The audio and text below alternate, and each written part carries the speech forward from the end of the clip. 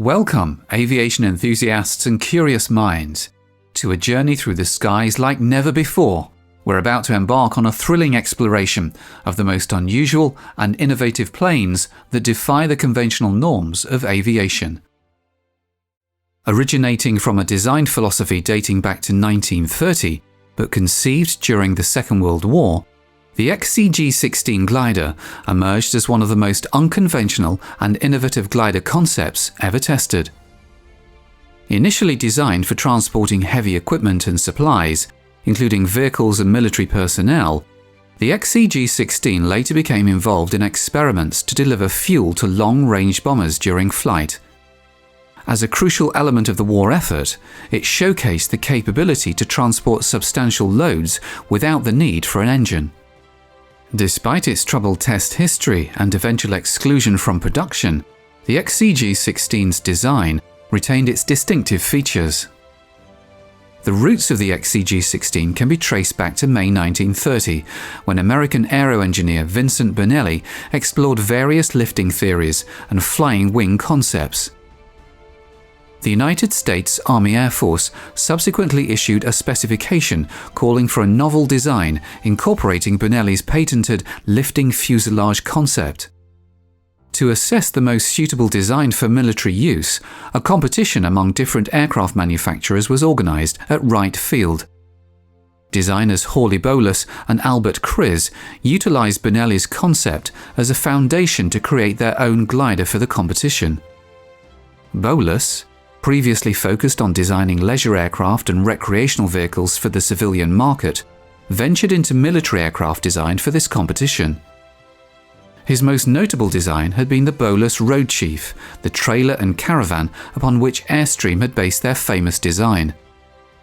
He'd also worked as one of the consultants on the Spirit of St. Louis, the aircraft piloted by Charles Lindbergh, who completed the first non-stop transatlantic flight between New York and Paris. Despite lacking experience in combat and military design, Bolus moved forward with his concept, collaborating closely with Kriz and the team at his company, Bolus Sailplanes. The German military's successful use of gliders during the 1940 invasion of Belgium, particularly in landing troops in challenging areas behind Belgian lines, drew attention. Gliders played a crucial role in capturing strategic sites, exemplified by the rapid overrun of Fort Aben-Amal in May 1940, where glider-borne Nazi soldiers surprised Belgian troops. While the United States initially maintained neutrality in the early stages of the war, experiences like the Battle of Fort Aben-Amal prompted the United States Army Air Corps to take gliders seriously into consideration. In response to the USAC's request for a glider capable of transporting troops, heavy equipment, and supplies towed behind engine-driven bombers and transport planes, Bolus and Kriz diverged from the traditional single fuselage design that characterized most American gliders. Instead, they embraced a flying wing concept, closely studying Bernelli's philosophy and incorporating their own ideas on top of it. A half-size prototype model was created in late 1942 by Bolus Sailplanes, with Bolus and his team considering the initial test results to be good. The first full-size glider prototype, named the MC-1 glider, was produced by General Airborne Transport. Following the closely followed design of the half-size model, initial factory tests once again indicated the potential of the new design. The full MC-1 design was envisioned to be larger than other gliders of its time. It was characterized by a high wing configuration with a wooden frame and fabric covering, all while retaining Bernelli's philosophy. With a wingspan of 110 feet and a length of 67 feet, the MC-1 boasted substantial dimensions. Bolus aimed for a cargo capacity of up to 15,000 pounds, facilitating the transport of both cargo and troops through two large cargo doors located at the glider's front for easy access and rapid deployment during battle situations. The intended operational method involved towing the XCG-16 into the air by a C-47 or C-54 Air Force transport plane, which would then release the glider to continue its flight independently. The glider featured a twin boom design for the tail. Designed with spoilers, the XCG-16 could deploy them to reduce lift and increase drag, enabling rapid descent and short landings on various terrains. Additionally, the glider was equipped with retractable landing gear, deployable for landings on rough ground. The maiden flight test of the MC-1 began on the 19th of July 1943 at March Field, California. The first test run proved to be a success and was commended by military and business observers. A second test flight was scheduled at March Field on the 11th of September 1943, but this run ended in disaster. Among the crew and passengers aboard the glider were notable aviator and businessman Richard Chichester DuPont and military glider specialist Colonel Ernest Gable, who was set to pilot the MC-1 for its demonstration. During the demonstration, the glider was towed by a Lockheed C-60. Shortly after takeoff, an unintended encounter with the C-60's prop wash caused the glider to violently sway from side to side. Compounding the issue, the weight ballast inside the glider had not been properly secured and began to shift, exacerbating the rapid tilting of the XCG-16. Recognizing that a crash landing was imminent, 3 of the passengers, including DuPont, attempted to parachute from the glider as it continued its descent. While 2 passengers successfully landed safely, DuPont tragically lost his life when his parachute didn't open in time. Colonel Gable remained on the glider and also lost his life when it ultimately crashed into the ground. Despite the tragic setback at March Field, Bolus continued with the design, and the US military awarded a contract to the General Airborne Transport Company in November 1943 after negotiations. The contract approved the construction of 3 MC-1 units. 2 flyable and 1 for static tests were awarded by the USAF. The completed full-sized MC-1 gliders were also given the military designation XCG-16, and the name stuck. Only 1 completed XCG-16 unit was manufactured and submitted for USAC testing. Test pilots and engineers acknowledged the XCG-16's strong aerial performance, highlighting its excellent stability and maneuverability. However, military observers concluded that the glider fell short of expectations in terms of cargo and loading capabilities, deeming it unsuitable for combat situations. Consequently, no additional units were produced. There was initial consideration of repurposing the glider for new Air Force experiments. In 1944, the US military explored the concept of extending the range of existing transport and bomber aircraft by utilizing trailing gliders to carry fuel. The XCG-16 airframe was handed over to the Cornelius Aircraft Company, known for building gliders, to modify and test the forward-swept wing design, capitalizing on the XCG-16's robust capabilities. The Cornelius Company made several alterations to the glider, renaming it the XFV-1 and prepared it for a test flight. However, the first XFV-1 model crashed during a demonstration in October 1944.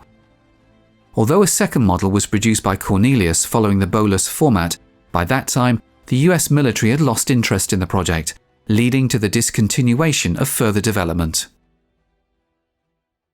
Throughout the 1950s, major aircraft manufacturers in the United States were eagerly exploring the potential of vertical takeoff and landing (VTOL) technology across various military applications.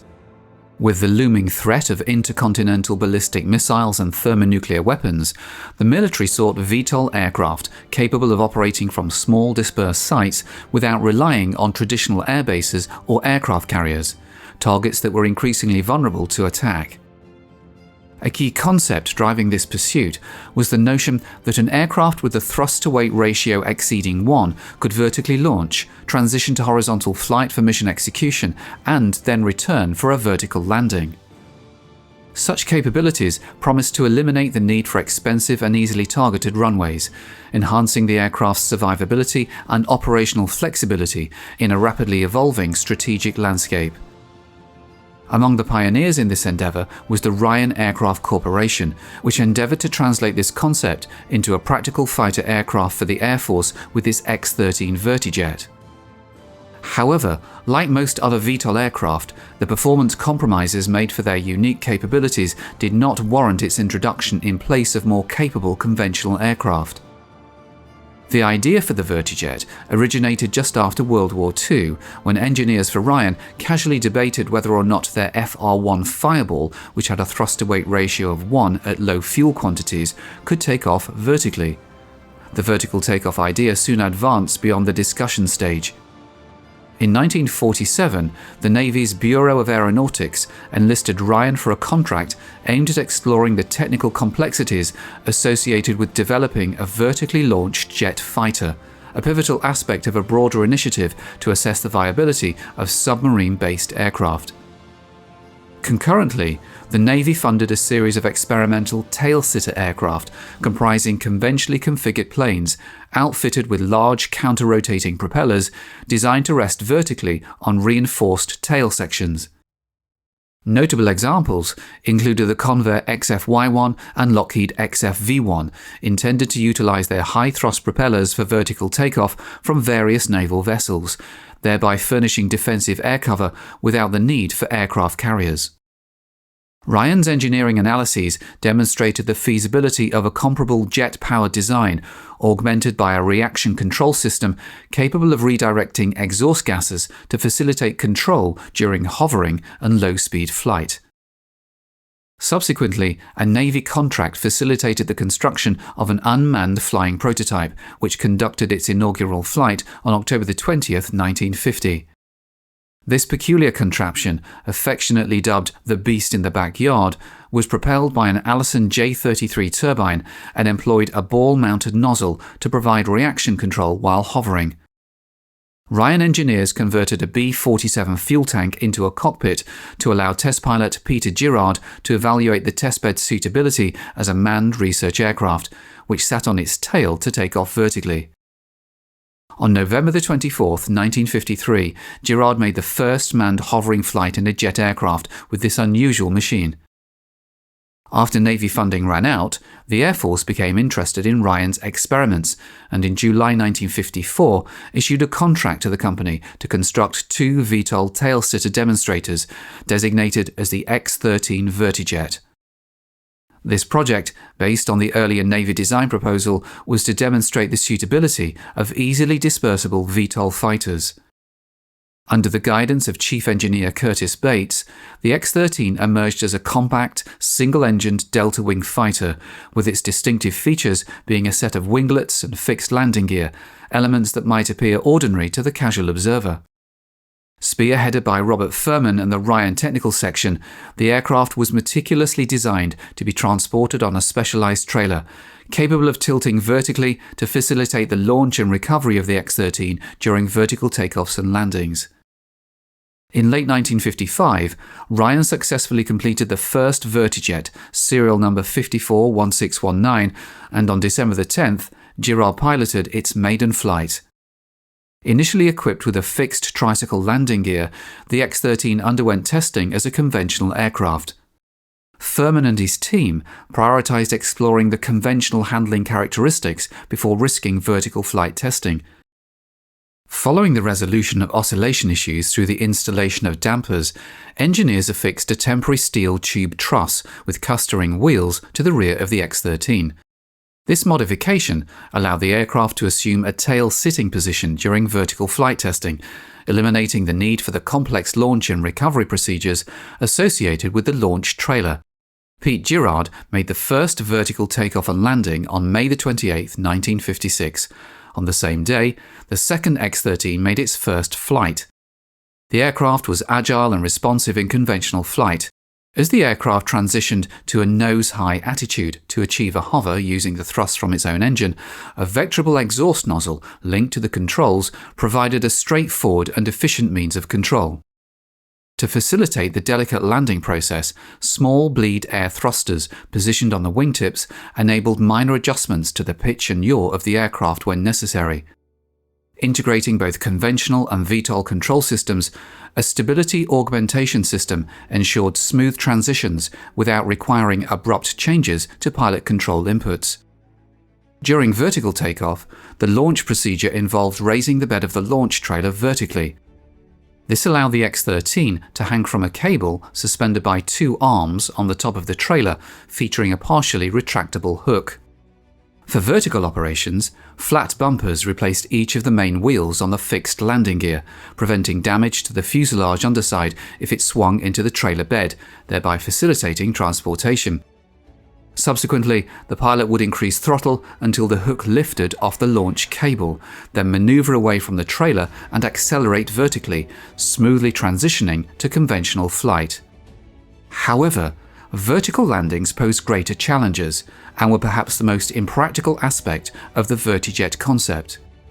Its primary drawback, akin to earlier tail-sitters, lay in the obstruction of the pilot's vision by the airframe, making it exceedingly difficult to accurately gauge the distance to the ground without external assistance. Although the pilot's seat pivoted 45 degrees towards vertical during landing, the pilot still had to approach the recovery trailer blind, with the underside of the fuselage facing the surface of the trailer.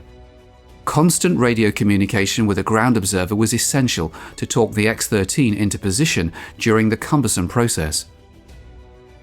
A 6-meter, 20-foot long folding pole with marked gradations attached to the top of the recovery trailer gave the pilot a clear indication of the distance remaining before he contacted the trailer. Once in position, the pilot gradually reduced the throttle until the nose hook caught the recovery cable. On May 28, 1956, the X-13 executed its inaugural vertical hovering flight, initiating a series of summer tests where Girard and fellow test pilot Lou Everett practiced cable catching techniques using a 1-inch thick rope strung between two towers. To safeguard against potential damage during docking maneuvers with the trailer, Ryan engineers equipped the X-13 with a replaceable wooden nose. On November 28th, Girard accomplished the first ever transition from horizontal to vertical flight and vice versa in the X-13. Then on April 11th, 1957, he launched from the trailer, seamlessly transitioning to conventional flight, and executed a vertical landing, successfully fulfilling the X-13's mission profile. Illustrating the concept of dispersed operating sites, the second X-13 captivated over 3,000 military officers and journalists with an impressive display at the Pentagon on July 30th, 1957. However, competing programs diverted funds away from the project, leading to the X-13's final flight on September 30th, 1957. Despite later programs like the XV-6 Kestrel and the AV-8 Harrier achieving operational success, the X-13 provided an effective solution to the challenges of developing a VTOL fighter within the technological constraints of its era.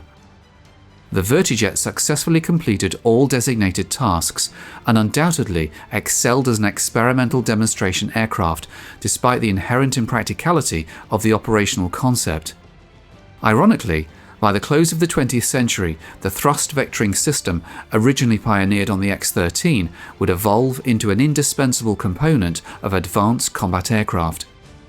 In 1960, Ryan generously donated the first X-13 along with its launch trailer to the Smithsonian Institution. The idea of a jet-powered seaplane fighter had intrigued military aircraft engineers since the conclusion of World War II, leading to numerous attempts to bring this concept to fruition. The envisioned aircraft was to be powered by jet or rocket propulsion, possessing the capability to take off and land on water while maintaining fighter-like qualities in the air. The strategic allure of such a concept was significant. It promised a versatile fighting force with the ability to deploy anywhere globally, stationed until required, a cost-effective alternative to a lingering aircraft carrier. The rapid ascent to the skies endowed it with the capability to swiftly intercept marauding enemy forces.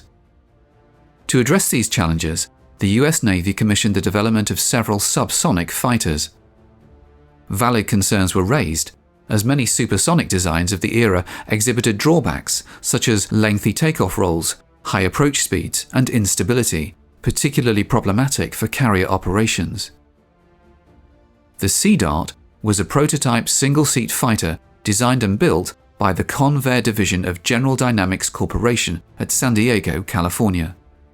It was equipped with retractable skis in place of ordinary landing gear to allow it to take off and land on water, snow or sand.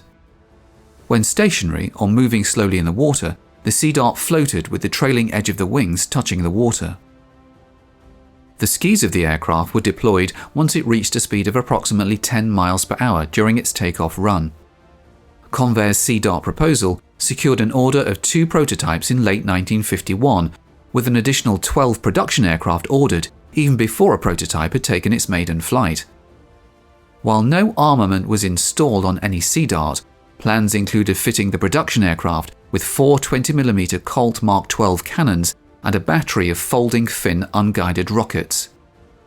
4 of these initial orders were redesignated as service test vehicles, and an extra 8 production aircraft were promptly added to the order. The necessary power was generated by a pair of afterburning Westinghouse XJ46WE02 turbojets, drawing air from intakes positioned high above the wings to avoid ingesting spray. In the absence of these engines for the prototypes, twin Westinghouse J34WE32 engines with just half the power were temporarily installed. The prototype initially featured an experimental single ski, which demonstrated greater success compared to the twin ski design of the second service test aircraft. Testing with several other experimental ski configurations continued with the prototype through 1957, after which it was placed into storage. The US was not the only country to consider the hydroski. The Saunders Roe Company of the United Kingdom, which had already built an experimental flying boat jet fighter, first flying in 1947, the SRA-1, tendered a design for a ski-equipped fighter, but little came of it. In the 1950s, the US Navy considered the internal arrangements of a submarine aircraft carrier that could carry 3 of these aircraft. Stored in pressure chambers that would not protrude from the hull, they would be raised by a portside elevator just aft of the sail and set to take off on their own on a smooth sea, but catapulted aft in a higher sea. The program only reached the writing on a napkin stage, for 2 problems were not addressed. The hole for the elevator would have seriously weakened the hull, and a load of a laden elevator would also be difficult to transmit to the hull structure. Constructed at Convair's San Diego facility at Lindbergh Field, the aircraft underwent testing in San Diego Bay in December 1952. Piloted by ED Sam Shannon, an unintended short flight occurred during what was initially intended as a fast taxi run on the 14th of January 1953, with the official maiden flight taking place on the 9th of April. The fighter, powered by underwhelming engines, exhibited sluggish performance. The hydroskis, despite being extended on shock-absorbing oleo legs, caused violent vibrations during takeoff and landing. Although modifications to the skis and legs somewhat improved the situation, the issue of sluggish performance persisted. The Sea Dart, equipped with J-34 engines, failed to achieve supersonic speed in level flight, hindered by its pre-area rule shape, leading to higher transonic drag. Consequently, the second prototype was cancelled, and focus shifted to the first service test aircraft, outfitted with J-46 engines that fell short of specifications. However, during a shallow dive, speeds exceeding Mach 1 were reached with this aircraft, making it the only supersonic seaplane to date. On the 4th of November 1954, Sea Dart View number 135762 disintegrated in mid-air over San Diego Bay during a demonstration for naval officials and the press, killing Convair test pilot Charles E. Richbourg when he inadvertently exceeded the airframe's limitations. Even prior to this tragic event, the Navy's interest in the Sea Dart program had been waning. The crash further downgraded the program to experimental status. Consequently, all production aircraft were cancelled, though the 3 remaining service test examples were completed. The last 2 prototypes, unfortunately, never took to the skies. The Grumman X-29, an experimental aircraft featuring a forward-swept wing design, marked a significant breakthrough in aeronautical innovation. Prior to the X-29, various attempts had been made to explore the concept of forward-swept wings, including NACA's wind tunnel tests in 1931 and the German Junkers Ju-287 during World War II. However, these experiments faced challenges related to aeroelasticity, as the available technology and materials were inadequate to prevent wing deformation. The turning point came in the early 1960s, with the development of the Hansajet HFB-320 by Hamburger Flugzeugbau in Germany. This civilian jet, certified in 1964, became the first aircraft with forward-swept wings to use them successfully. The key to overcoming aeroelastic issues was the utilization of lightweight and exceptionally strong composite materials, which became available in the 1970s. These materials allowed for the construction of wings that could resist deformation under aerodynamic forces. In this context, the Grumman X-29 emerged as a groundbreaking experimental aircraft that validated the feasibility of forward-swept wings. The X-29's design aimed to explore the advantages and challenges associated with this wing configuration. Despite initial skepticism, the X-29 demonstrated remarkable efficacy and became an unexpected success in aviation history. Its innovative design and successful flight tests contributed valuable insights to the field of aeronautics. In the 1970s, the emergence of composite materials, which were extremely light but stronger than conventional materials, further encouraged engineers to pursue this unusual line of inquiry. In 1977, the Defense Advanced Research Project (DARPA), together with the U.S. Air Force Flight Dynamics Laboratory at Wright-Patterson Air Force Base, Ohio, authorized a program to study this novel wing concept and to confirm with scientific precision the findings of other studies, which had claimed it led to better control and lift qualities during extreme maneuvers, that it reduced aerodynamic drag, and that it flew more efficiently at cruise speeds. The Grumman X-29 project marked a significant development in aviation, with Grumman Corporation being selected as the project lead in December 1981 and receiving $87 million to produce 2 prototypes. The official unveiling of the X-29 took place on August 27, 1984, at the Grumman facility in Culverton, New York. Grumman Corporation President George M. Skurla emphasized the aircraft's importance in expanding the frontiers of manned flight and investigating new technologies for future generations of more agile, fuel-efficient, and cost-effective tactical aircraft.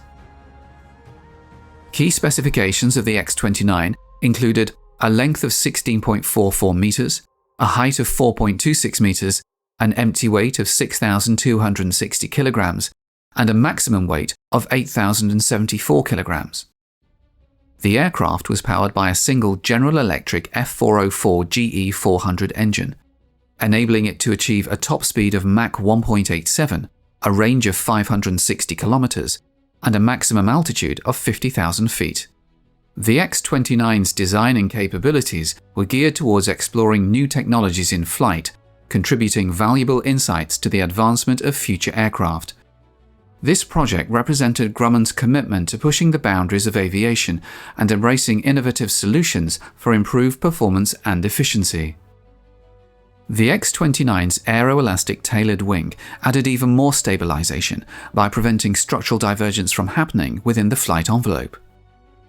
Moreover, some measure of artificial stability was added by an electronic triple-redundant digital fly-by-wire flight control system, which made up to 40 commands per second, to adjust the control surfaces where necessary, since the wing design was naturally highly unstable.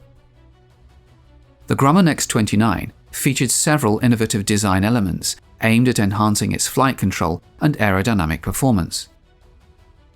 The use of forward canards, positioned in front of the wings, served as primary flight control surfaces, primarily providing pitch control. Additionally, strake flaps located on either side of the rudder contributed to pitch control. Roll control, on the other hand, was achieved through flaperons, which were a combination of flaps and ailerons, modifying the wing camber. The wing trailing edge actuators responsible for controlling camber were intentionally mounted externally in streamlined fairings due to the thinness of the supercritical airfoil. The supercritical airfoil itself, a component first developed in the 1970s with F-8s, had a flatter upper wing surface to reduce the power of incoming shockwaves, resulting in decreased drag.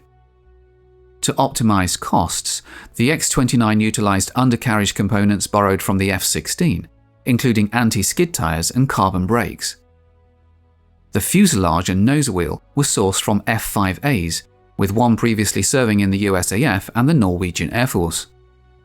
In September 1984, the No. 1 X-29, after routine taxi tests, had its F-404 engine removed, was protected with a blanket, and transported via ship from Bayonne, New York, through the Panama Canal to San Pedro, California. From there, it was taken to Edwards Air Force Base.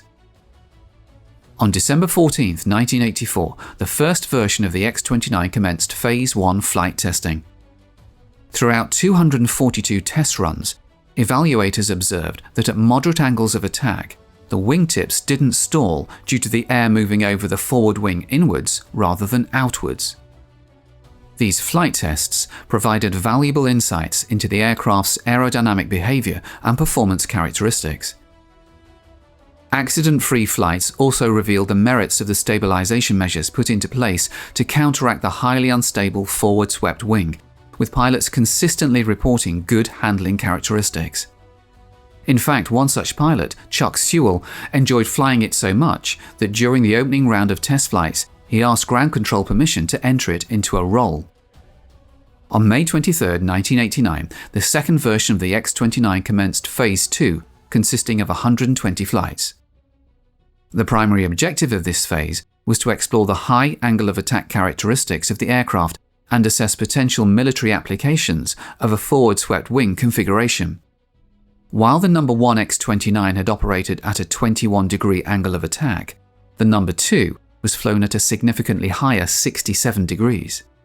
Surprisingly, the aircraft exhibited exceptional maneuverability and control that exceeded all expectations, surpassing predictions from computer models. At 45 degrees, the X-29 displayed excellent control characteristics, and even at the extreme angle of 67 degrees, it retained limited controllability. This unexpected phenomenon was attributed to the forward-swept wing design. Notably, the aircraft demonstrated effortless control without the need for leading edge flaps on the wings to provide additional lift. Additionally, there was no requirement for movable vanes on the engine's exhaust nozzle to alter thrust direction under such conditions. These findings highlighted the remarkable performance capabilities of the forward-swept wing configuration. Although the X-29 hadn't reduced aerodynamic drag as previous studies had attested, it did show the benefits of several novel devices, such as the aeroelastic tail and the close-coupled canard for longitudinal control, while proving possible that with the right design, high angle of attack control could be achieved. It was this last breakthrough that would persuade policymakers to employ it in one last experiment. In 1992, the No. 2 Grumman X-29 was enlisted by the Air Force to participate in a program exploring the implementation of vortex flow control (VFC) at a high angle of attack to maintain control, overriding normal flight control systems. The X-29 underwent modifications, incorporating two high-pressure nitrogen tanks linked to small nozzle jets in the forward upper portion of the nose. The purpose was to pump air into the vortices generated off the nose during high angles of attack. The modified X-29 engaged in a series of over 60 flights between May and August 1992 to assess the practicalities of VFC. The system, previously tested at the Air Force's Wright Laboratory, demonstrated that injecting air into the vortices altered their flow direction, generating the forces necessary to change the nose's direction. This became particularly advantageous at higher angles of attack, where traditional control surfaces like the rudder lost effectiveness. The assessment revealed that VFC allowed the aircraft to move left and right with relative ease at higher angles of attack, compensating for the limitations of conventional control surfaces. However, VFC had its drawbacks. It couldn't impose control on the presence of side winds, and it didn't eliminate consistent oscillation. Currently, the second X-29 is on display at the Dryden Flight Research Center, while the first is exhibited at the Air Force Museum. In 2004, renowned director Martin Scorsese released the feature film The Aviator, which garnered 5 Oscars. This cinematic masterpiece sparked widespread interest in one of America's most extraordinary figures, billionaire Howard Hughes. Among his many ventures, Hughes undertook the ambitious project of creating a colossal amphibious aircraft known as the Hughes H-4 Hercules. This flying boat, constructed as a singular prototype, made its historic maiden flight on November 2, 1947. Despite only completing a single flight, Hughes's Hercules secured its place in history as the largest flying boat ever built. Its monumental wingspan of 98 meters remains unrivaled to this day, surpassing even the dimensions of aircraft such as the AN-124 Ruslan and the AN-225 MRIA. During the early stages of World War II, Allied forces initially underestimated the threat posed by Nazi Germany's submarines. Lessons from World War I had been disregarded, leading to catastrophic losses in naval trade. While losses from German submarine attacks were initially manageable during 1939 to 1940, the situation escalated dramatically in 1941 to 1942. The German Kriegsmarine unleashed a reign of terror across the vast expanses of the Atlantic, sinking nearly 700 Allied ships in the first 7 months of 1942 alone. It wasn't until the latter part of 1942 that the situation in the Atlantic began to improve, primarily due to a significant increase in the number of escort ships deployed to protect convoys. This concerted effort helped mitigate the threat posed by German submarines, albeit after considerable losses had already been incurred. Despite these actions, the threat from German submarines was not eliminated. In such conditions, the idea was born that would protect valuable military goods from Kriegsmarine attacks. Cargo could be shipped across the Atlantic Ocean not only by water, but also by air. However, the implementation of this idea would only be possible with the creation of a transport plane of sufficient carrying capacity. To address the pressing need for a solution, shipbuilder Henry Kaiser proposed the design of a large transport flying boat. Renowned billionaire and aircraft designer Howard Hughes enthusiastically took on the challenge of bringing this concept to fruition, resulting in the creation of a giant aircraft that remains unparalleled to this day. In 1942, the US government contracted Howard Hughes to construct a single prototype aircraft, driven by the vision of a sizable flying vehicle to support naval operations. The result was a multi-ton wooden amphibious aircraft with a remarkable wingspan of almost 100 meters. Initially designated as the NK-1 Hercules, this flying boat boasted impressive dimensions that continue to impress. A fuselage spacious enough to accommodate over 700 soldiers, weaponry, and approximately 60 tons of commercial cargo. To provide the necessary power for this colossal aircraft, 8 engines were installed in its wings. The project's development was guided by a specific goal: to construct an aircraft for cargo and passenger transportation while minimizing the use of strategic raw materials. Consequently, the decision was made to build the aircraft from wood rather than aluminum. The envisioned role for this flying boat was to transport troops and various cargoes from the United States to war-torn Europe along a secure air route, circumventing the threat posed by the German submarine fleet. Working documentation for the new flying boat was developed very quickly, which cannot be said about the pace of the aircraft construction itself. The works that began in 1943 were fully completed only by the middle of 1947. This slowdown in the construction of the aircraft was influenced by several reasons, ranging from the end of the Second World War, as a result the military lost interest in this car, and ending with various legal proceedings against Howard Hughes. Disputes regarding the funding for the project persisted throughout its execution, reflecting differing opinions on its necessity. One dissatisfied US senator famously referred to the future amphibious aircraft as a flying forest warehouse, but it garnered another well-known nickname, the Spruce Goose. A substantial sum from the US state budget, totaling $22 million, a considerable amount for the time, was allocated for the project's implementation. However, this funding proved insufficient, prompting Howard Hughes to personally invest an additional $18 million into the endeavor. The flying boat, subsequently renamed the N-4 after Henry Kaiser's departure from the project, marked the fourth aircraft of Howard Hughes's own construction. On November 2, 1947, the N-4 made its inaugural and final flight, piloted by Hughes himself. The aircraft undertook a brief flight, ascending to an altitude of 21 meters and traversing a 2-kilometer stretch along the coast of Los Angeles. With this flight, the saga of the Hercules nearly came to a close, transitioning abruptly from the realm of active aviation to that of a museum exhibit.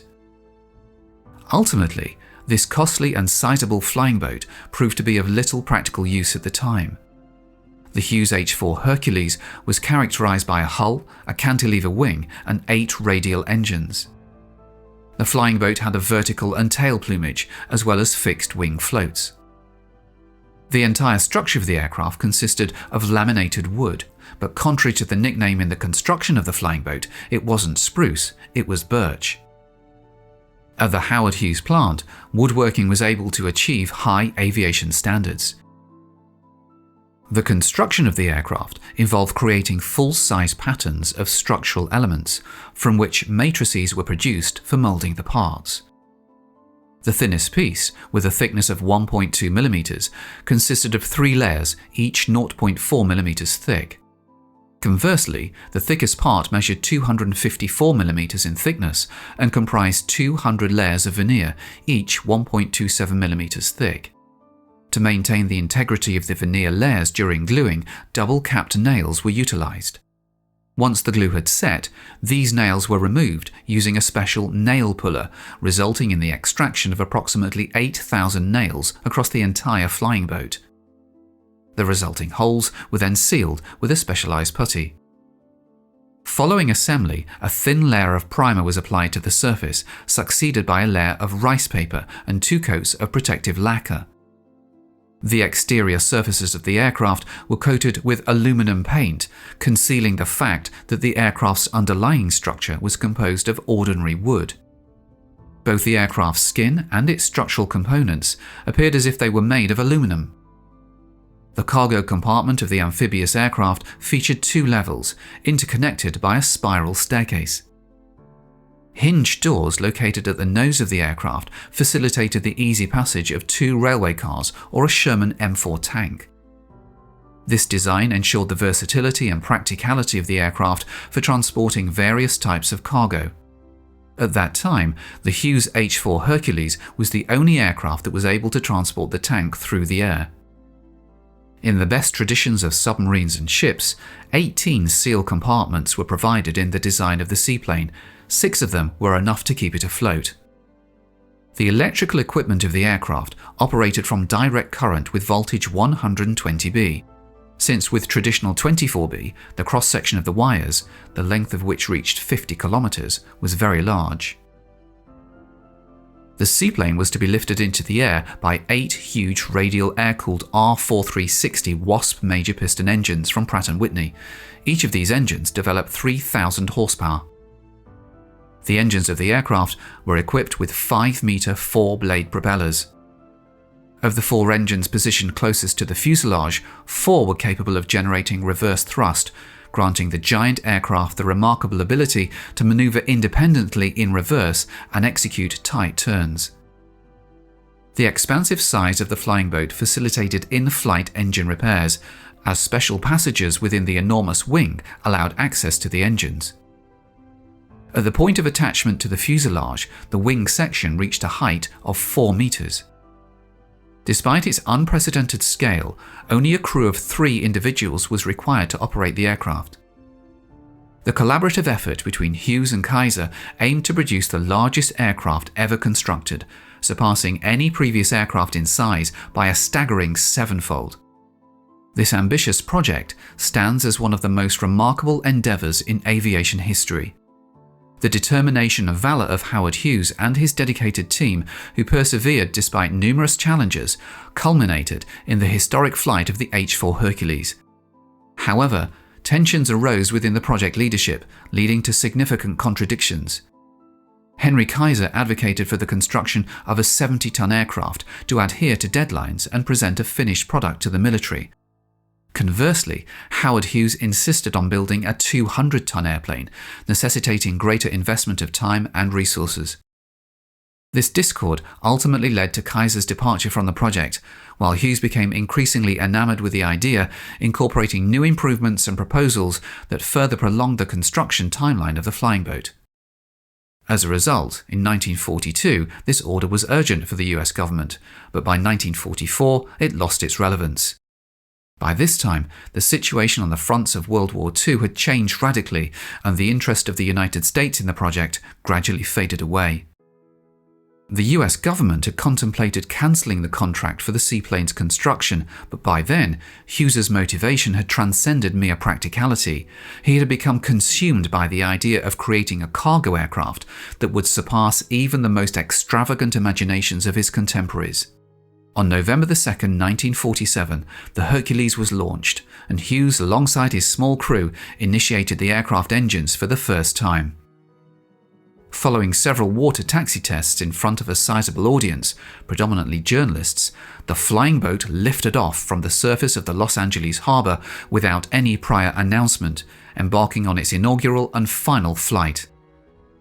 Maintaining an altitude not exceeding 20 meters, the Spruce Goose traversed approximately 2 kilometers at a speed of 120 kilometers an hour before executing a flawless landing. This unauthorized test flight, undertaken in defiance of an official ban on taking the plane airborne, served to silence numerous critics of the project, demonstrating that the largest aircraft in history was indeed capable of flight. Many regard this flight as one of the most significant moments in the annals of aviation history. Following its historic flight, the Spruce Goose returned indefinitely to its hangar, a colossal structure specially constructed to house it and prevent it from ever taking flight again. At Howard Hughes's behest, until his passing in 1976, the flying boat remained in a state of perpetual readiness, with its engines started every month. Initially, a team of 300 individuals monitored the aircraft's condition until the 1950s, when the staff was reduced to 50 people. Nevertheless, the annual cost of maintaining the air giant in flight-ready condition amounted to approximately $1 million. Additionally, the construction of the hangar where the Hughes H-4 Hercules was preserved for eternity incurred costs of around $2 million. Currently, this unusual aircraft is an exhibit at the Aviation Museum in McMinnville, Oregon, where it was transported in 1993. At the same time, over the past 50 years, this flying boat has become one of the most beloved artifacts of the United States, moving from a state of almost total uselessness to the category of object of cultural heritage. Today, the story of the Hughes H-4 Hercules, which soared into the sky only once in its lifetime, is revered as a testament to its creator's unparalleled resolve to see the project through to completion, transforming the aircraft into an emblem of the 20th century. Regarded as a symbol of determination and ingenuity, the Spruce Goose continues to captivate the imaginations of people worldwide. Drawing over 300,000 visitors annually, the aircraft stands as a living testament to Howard Hughes's extraordinary vision and perseverance. Its towering presence serves as a reminder of the boundless ambition and unwavering commitment that characterized an era of pioneering aviation endeavors. Through its enduring legacy, the Hughes H-4 Hercules remains an enduring symbol of human achievement and innovation. So many of the ingenious designs for aircraft put to paper throughout history never came into production or often died at the prototype stage. Some of these aircraft became conceptual legends, and others were instead renowned for their absurdity. The Bartini Beriev VVA-14 is a bit of both, not least because of its purpose and the colourful inventor behind its design. Perhaps the best means of understanding the genius behind the plane is to understand the genius behind its creator, Roberto Bartini. Bartini was born in the infamous city of Fiume, in what was then Italy and is currently modern-day Croatia. He would live through the early part of the 20th century through political uproar and the reorganization of states and borders that took place as a result of the First World War. He showed a passion for aviation early on in life, and more specifically for innovative aircraft designs and concepts, a passion which would lead the Italian engineer to the Soviet Union. After studying engineering at the ancient and world-renowned University of Bologna, often recognized as the Oxford of Italy, he joined the revolutionary aircraft manufacturer Caproni, where he worked alongside his mentor, the creative genius Giovanni Caproni. During his time at Caproni, Bartini was instrumental in making key innovations and design improvements in a number of the company's aircraft. However, Bartini's life would change completely when he was offered the opportunity to participate in aeronautical research in the Soviet Union. Fascinated by the career opportunities and prospects, Bartini accepted the offer. However, his decision to leave Italy was layered. Post-World War I Italy was politically and economically unstable. Furthermore, Bartini was an avid socialist and felt that the Soviet philosophy of strongly supporting scientific innovation would create potential for significant advancements in new aircraft technologies. From the moment Bartini arrived in the Soviet Union, he found himself directly involved in a variety of important projects. He began research at the Central Aero Hydrodynamic Institute, known by the acronym TSAGI, in Moscow, where he contributed greatly to a number of aircraft designs and concepts. However, Bartini had a knack for innovation and showed a notable prowess in engineering that made him stand out compared to his colleagues. He was quickly recognized for his notable mind when it came to aeronautics. His creativity and inventiveness earned him a reputation as a man with an unconventional but effective approach to aircraft design. Before he even began work on the Bartini Beriev, he designed the Bartini Stal 7, an elegantly designed twin-engine flying-wing transport aircraft, which would act as an inspiration for the Year 2 and the Year 4. Although the plane never went into production, it displayed the Italian engineer's uncanny ability to bring unconventional aircraft designs to life in a manner that similar engineers of his day were unable to do at the time. During the 1930s, Bartini began researching what would be the genesis of his masterpiece, the Bartini Beriev VVA-14 submarine hunter. Bartini began researching seaplanes and amphibious aircraft for their dual civilian and military applications. His early designs made use of retractable landing gear and hulls which were optimal for waterborne operations. Bartini's seaplane concepts were seen as impressive for their time and earned him significant status amongst his peers. World War II would see Bartini's expertise come to center stage. His contributions were essential to the Soviet Union's war effort. His experience was put to use on a myriad of projects, which included strategic bombers and reconnaissance aircraft. While Bartini's career was ultimately marked with success during his time in the Soviet Union, he did experience difficulties in his personal life. He underwent uncomfortable periods of political scrutiny and surveillance during the iron-fisted years of Stalin's regime. Yet Bartini managed to navigate the complex maze of Soviet politics and ultimately preserve his position as a respected aeronautical engineer. The apex of Bartini's career will be his work on the Bartini Beriev VVA-14 submarine hunter, a conceptual design which he began work on in the late 20th century. Even by today's standards, it was a marvel of engineering and design, capable of landing on any surface and taking off from any position. Known in Russia as the Vertikalno Vzlety Yashaya Amphibia or vertical takeoff amphibious aircraft, the VVA-14 was a highly experimental plane developed by the Soviet Union. It was intended to harness the abilities of a high-velocity aircraft combined with those of a seaplane. It also took advantage of the ground effect, compressing air in order to create a cushion between it and the water, meaning it could effectively function as a ship if needed. The question remains, why did Moscow want Bartini's airplane design to have so many different capabilities? The answer? Anti-submarine warfare, or ASW for short, and who better to design such a plane than one of the foremost amphibian aircraft experts in the world? The project began in the 1960s. Its scope was to create a submarine hunting aircraft that could operate in vastly different environments, from remote areas to coastal regions and large bodies of water.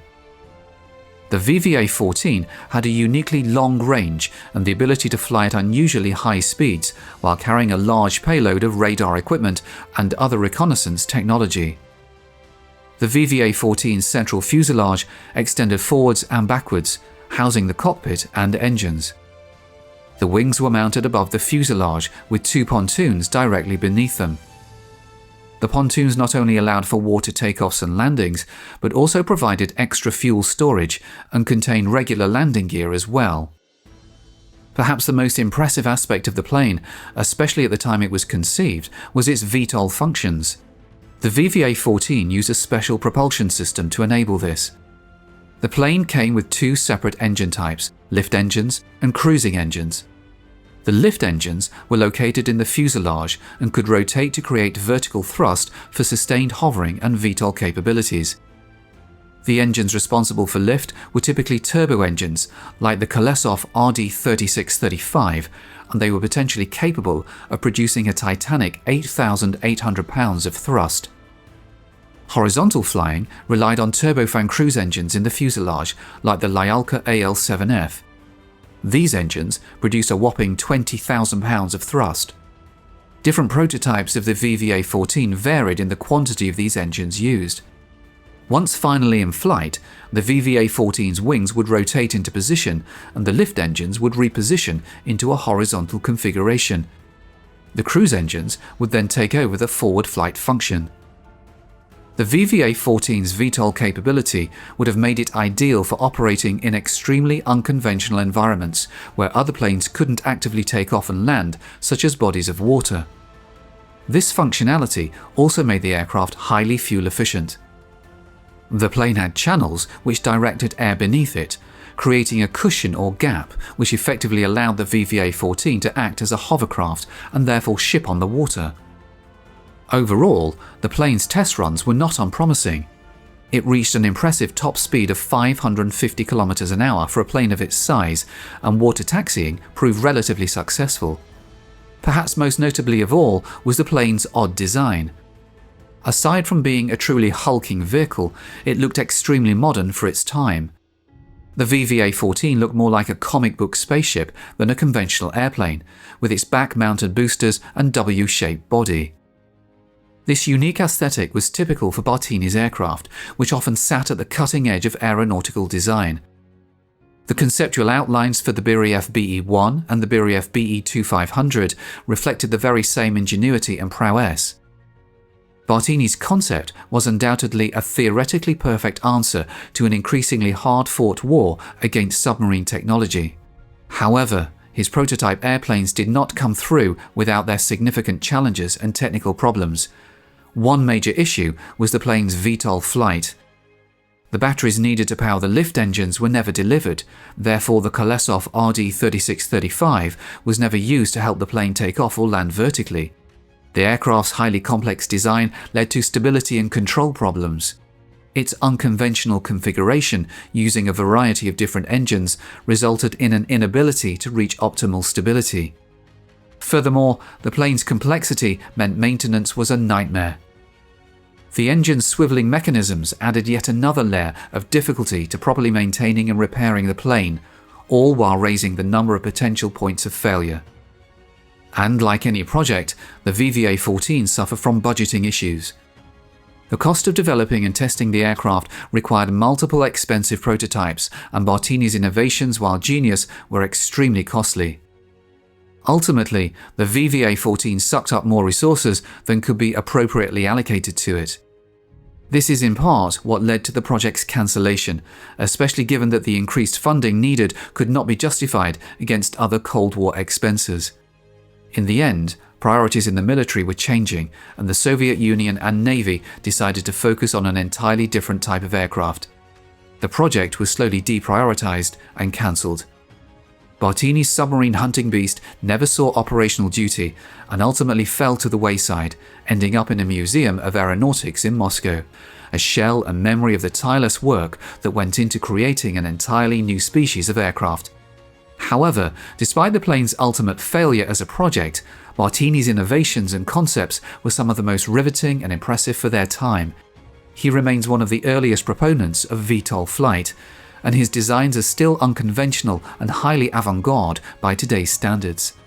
Roberto Bartini knew how to push boundaries in a way that made him truly unique.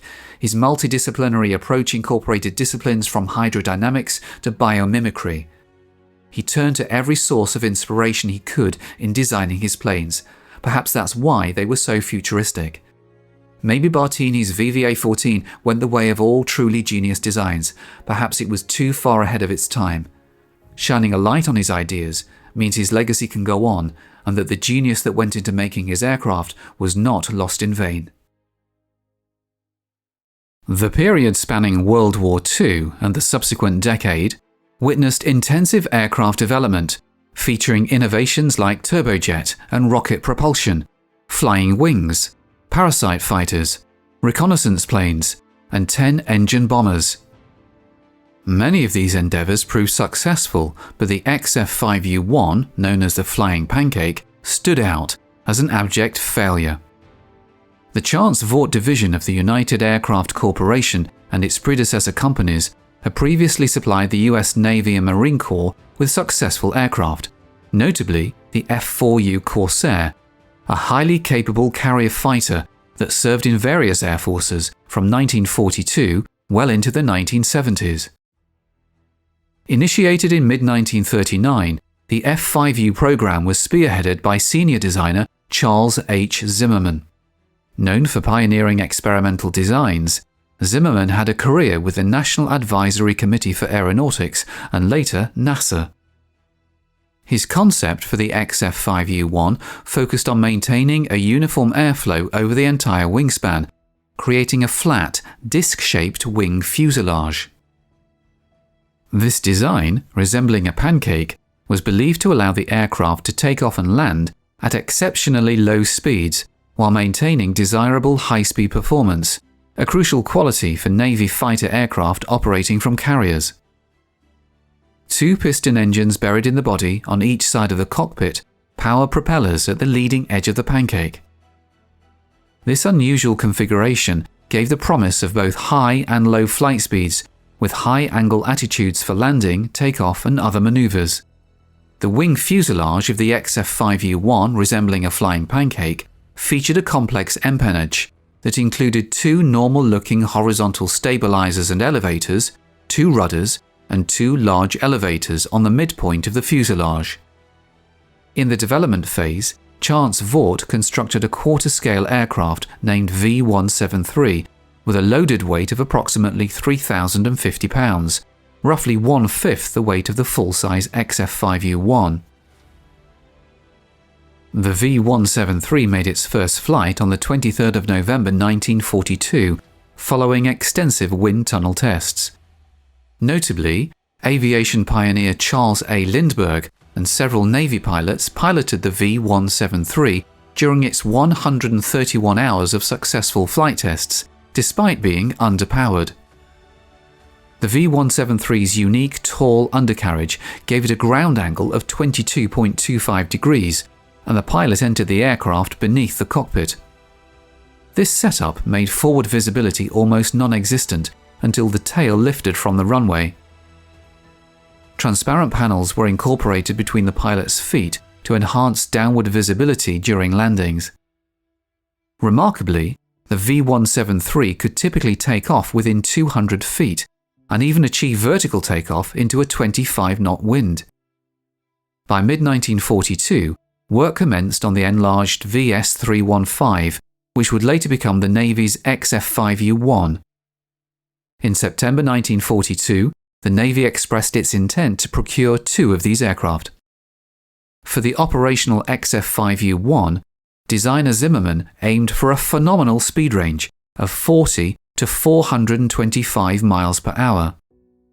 With improved engines and water injection, he envisioned pushing the speed range to 40 to 460 miles per hour.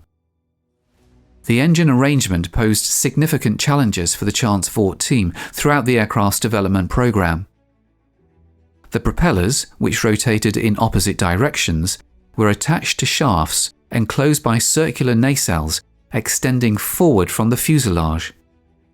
In addition, because of the high angles of attack that the aircraft was intended to adopt for extended periods, careful attention had to be given to the design of the fuel and oil systems to ensure they would operate at all attitudes for indefinite periods. The XFV-1, generally similar in configuration to the V-173, was designed to sit at an angle of 18.75 degrees, a slightly less severe angle than the prototype but still notable. The oleo legs featured twin small diameter wheels, which folded upward and aft into the lower fuselage surface and closed by clamshell doors. For carrier operations, an arresting hook was to be fitted, a complex assembly that retracted and was enclosed by doors. As a combat aircraft, the XFV-1 was equipped with 3.50 caliber machine guns on each side of the cockpit, with a magazine capacity of 400 rounds per gun. Provisions were made to replace 4 of these guns with 4 20mm cannons. Additionally, the aircraft could carry 2 1,000-pound bombs under the fuselage. A wooden mock-up of the XFV-1 was ready for inspection by the Bureau of Aeronautics on the 7th of June 1943 in Stratford, Connecticut.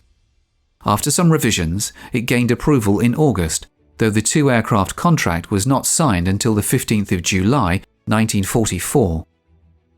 The first aircraft was to be equipped with R2077 engines, rated at 1,350 horsepower for takeoff, while the second would have the XR2002 fitted with Wright turbo superchargers.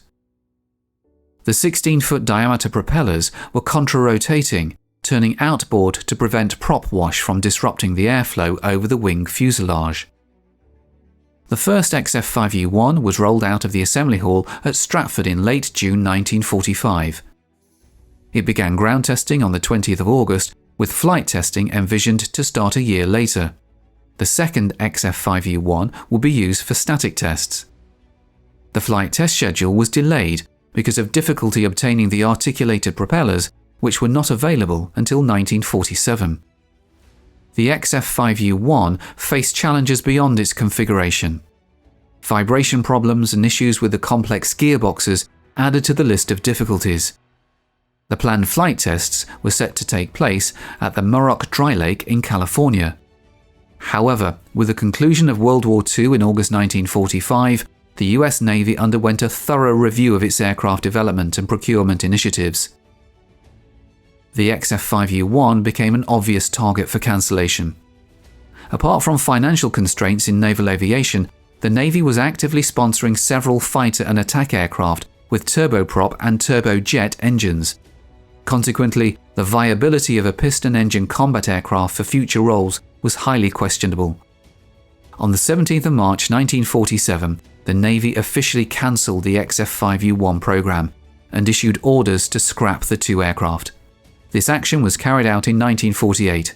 Unfortunately, the Flying Pancake never had the opportunity to take flight.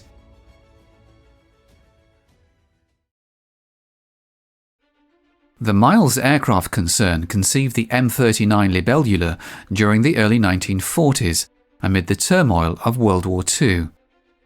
Initially, the concept aimed to simplify landing aircraft on carrier decks, addressing visibility challenges caused by forward-mounted engines and large wing mainplanes.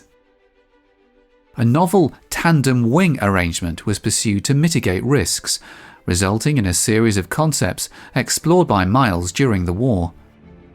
The overarching term for these Miles designs was Libellula, named after the taxonomic family of the Dragonfly.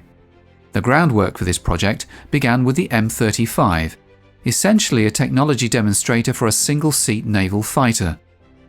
Miles pursued this endeavour independently, using the tandem wing setup to reconfigure the centre of gravity found in conventionally configured military aircraft. In a brief span of 6 weeks, Miles engineers introduced the M35. This aircraft was equipped with a single de Havilland Gypsy Major air-cooled inline engine, boasting 130 horsepower. During testing, the engine exhibited temperamental behaviour and longitudinal control was problematic. Nevertheless, this design provided valuable insights into the unconventional arrangement, contributing to future developments in the field. Building on this knowledge, a new design emerged, scaled at 5/8 and designated as M39B. This single-seat demonstrator featured a pair of de Havilland Gypsy Major IC air-cooled inline engines, each with 130 horsepower, showcased in outboard nacelles beneath the rear wing mainplanes. The frontal mainplane was now positioned low against the sides of the cockpit, and the fuselage boasted a finely contoured shape from nose to tail. The undercarriage transitioned to a traditional tricycle configuration. Given the larger scope of the M39B project, its dimensions were appropriately increased. The wingspans now measured 25 feet at the front set and 37.5 feet at the rear. The overall length extended to 22.3 feet, and the maximum weight rose to 3,200 pounds. As constructed and tested, the M39B achieved speeds of up to 166 miles per hour thanks to its twin-engine setup and tandem wing approach. The maiden flight for the M39B occurred on July 22, 1943. A dorsal fin was later fitted at the fuselage aft for additional control to complete the M39B's iconic three-finned appearance. Up until September of 1943, all of the work on the two aircraft, M35 and M39B, was as a private venture. From then on, the British Air Ministry decided to offer a formal development contract to Miles. Shortly after, Miles sought interest from the United States Army Air Forces, aware of their consideration of the domestic Curtiss XP-55 Ascender, which shared a tandem wing pusher engine configuration and was intended as a fighter. The USAF's response revealed a general lack of interest in the Miles product, as the XP-55 itself faced issues, particularly with stalls and recovery. The American program only progressed to flight testing, producing 3 aircraft in total. The M39B underwent evaluation at the Royal Aircraft Establishment, encountering problems from the outset. A new undercarriage had to be installed, and several accidents necessitated constant repairs, keeping the aircraft grounded for extended periods. Despite its unconventional arrangement, overall handling characteristics were considered normal. While landing and takeoff required adjustments to the standard routine, these were deemed forgivable, and stalling and recovery performed as anticipated. In 1941, the RAF issued a new specification for a medium-class, medium to high-altitude, high-performance bomber. Miles responded with its M39 project, a modified version of the M39B featuring a pressurized cockpit for a crew of 3.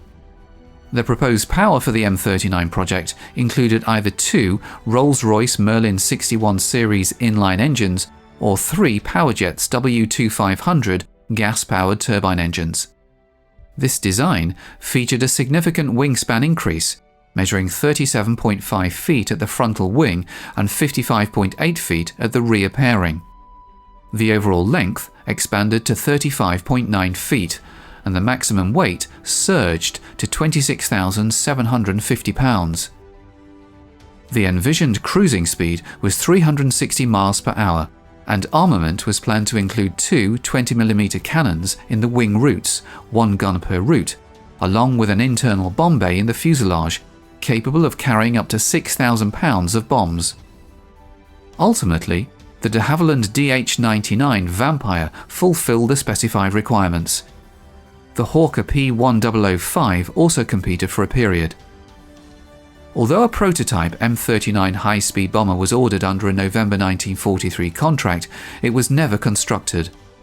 The RAF's bomber needs were met elsewhere, leading to the termination of the M39 project, along with the data-collecting M39B aircraft. While surviving the war, the M39B lasted only until 1948, when it was scrapped.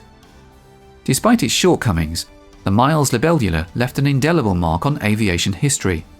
Its bold, unconventional design inspired future aircraft engineers to think outside the box and take risks. The Libellula remains a testament to the power of human ingenuity and the boundless potential of innovation. The Miles M39B Libellula serves as a fascinating case study of a daring, experimental aircraft that ultimately fell short of expectations.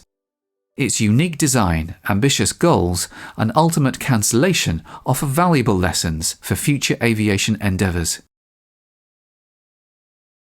In the post-World War II era, the concept of military aircraft capable of vertical takeoff and landing, VTOL, captured the imagination of designers and military strategists globally.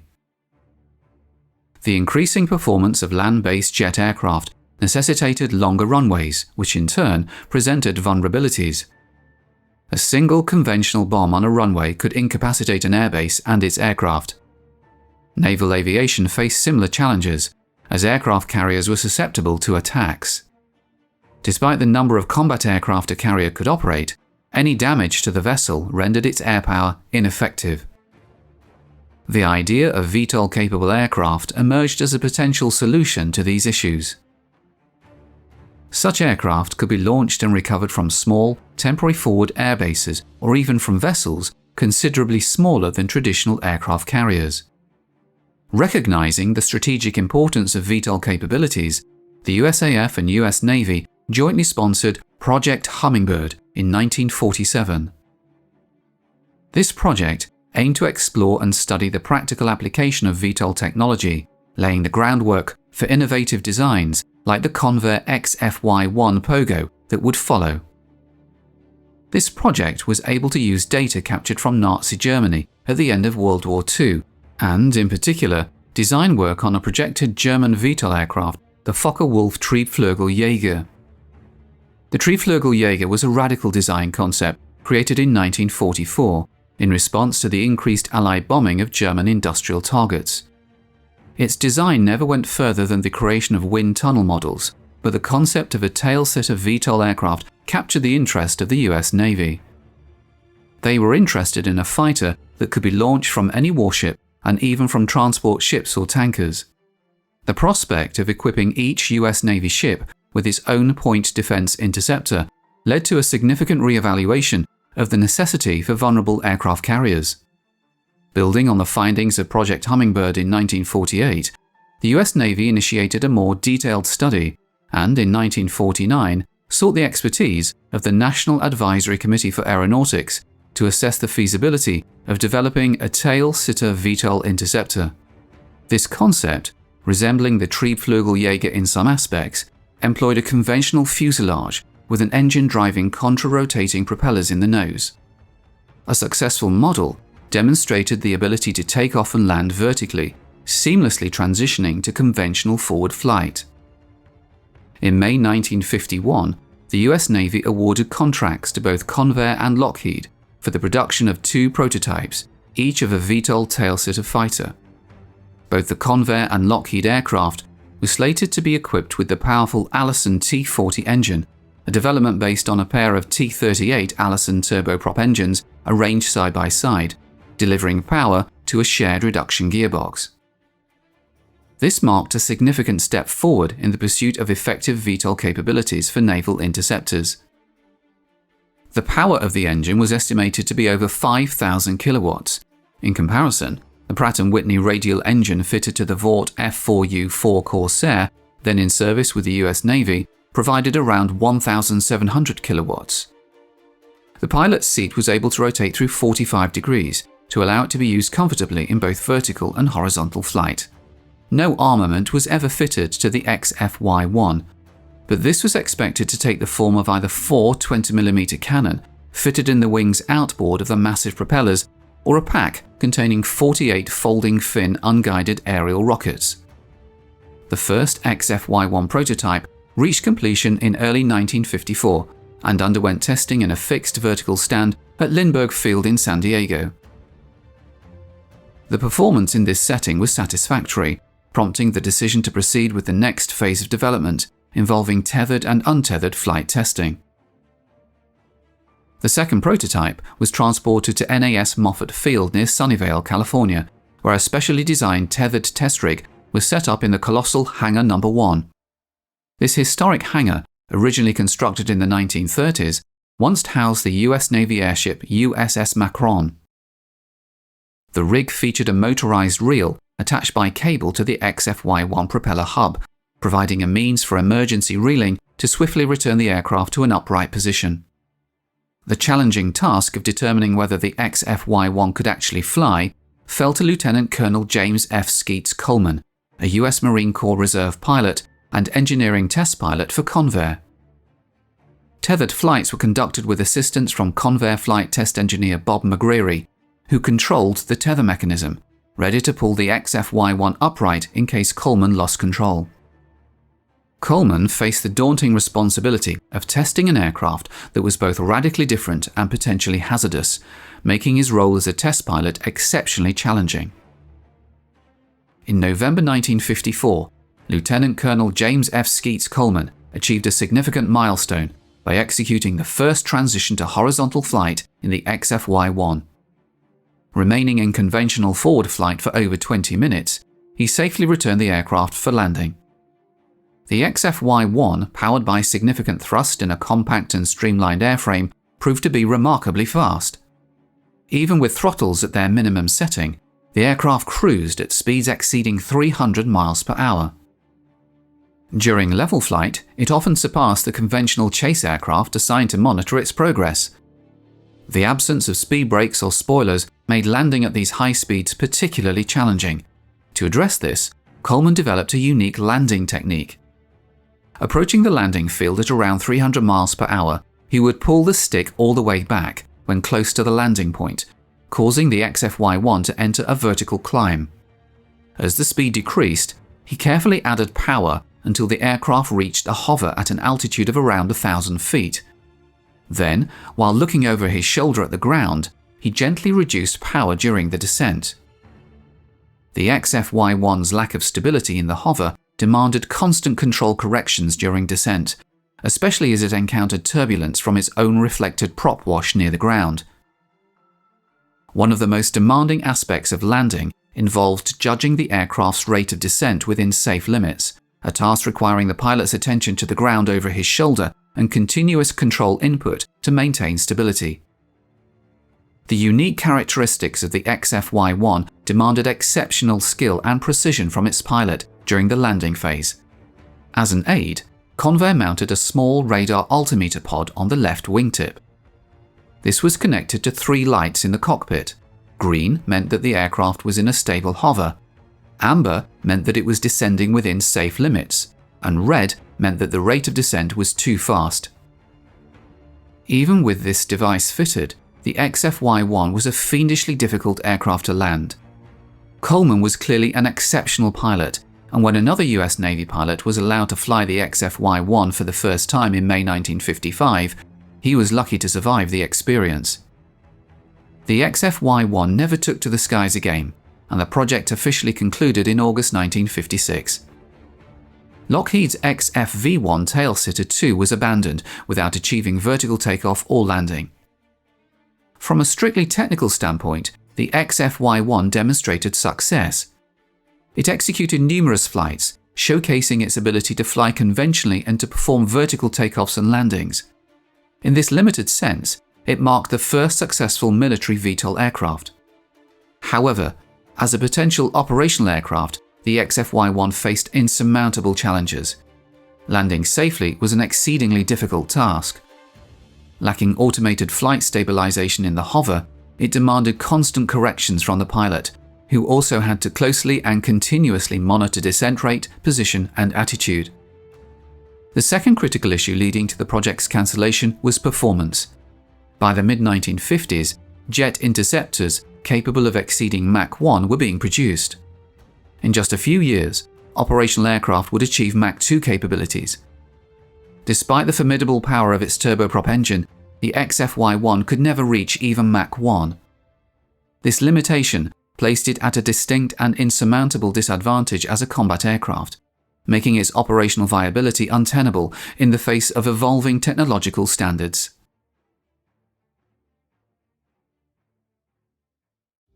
Conceived during the latter part of World War II, the Miles M57 Aerovan aimed to serve as an economical aircraft for transporting passengers and cargo over short distances, capable of landing and taking off from rugged airstrips.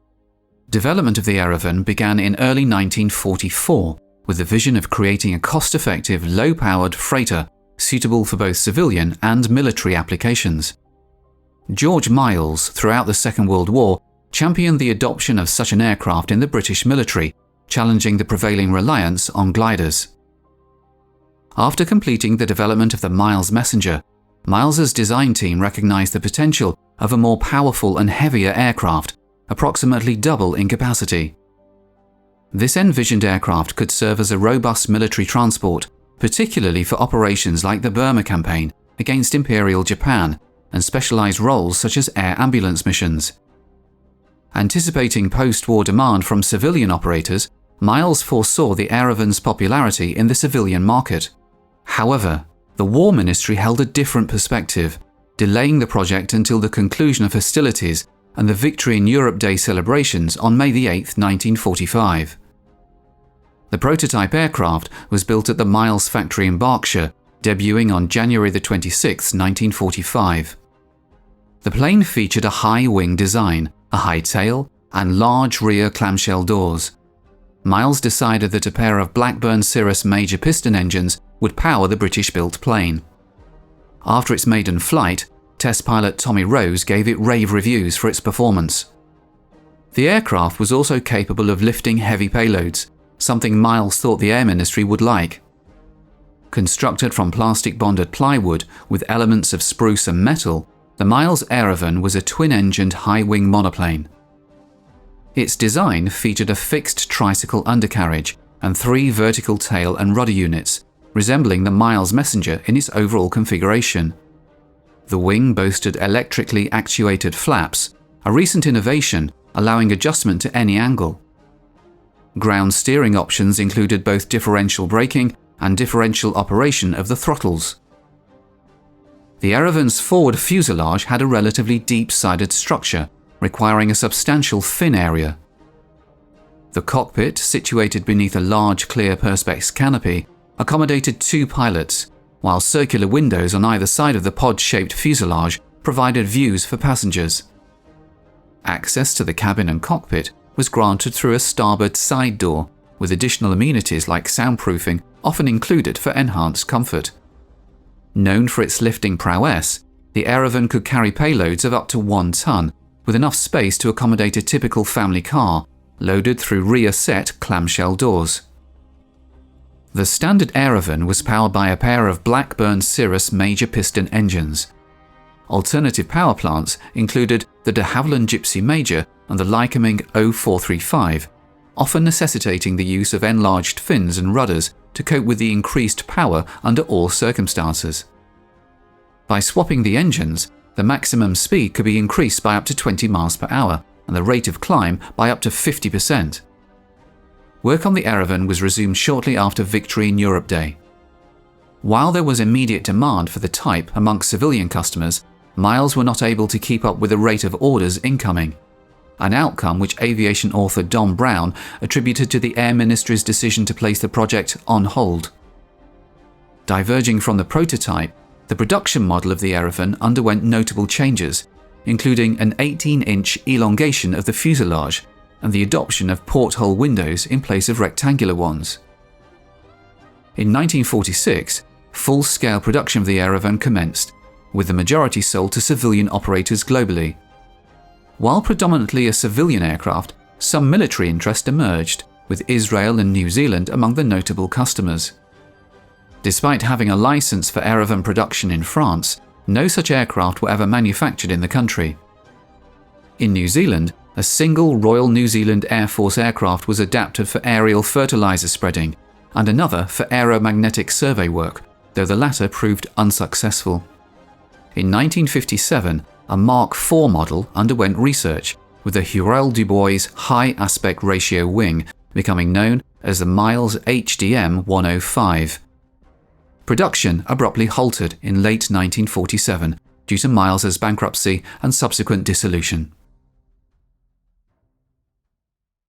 During the Cold War, the US Army was actively exploring various aviation technologies to gain an edge over the expanding threat posed by the Soviet Union. The VZ-4DA, also known as the Model 16, developed at Fort Eustis, was one such result of this era. Edmund R. Doak, the president of Doak Aircraft Company in Torrance, California, had been experimenting with ducted fans and related air-moving concepts since 1935. He proposed a vertical takeoff and landing VTOL aircraft to the US military as early as 1950. Doak successfully convinced the Army Transportation Research and Engineering Command at Fort Eustis that his VTOL aircraft could amalgamate the benefits of a conventional fixed-wing fighter with the helicopter's capacity to take off and land in confined spaces.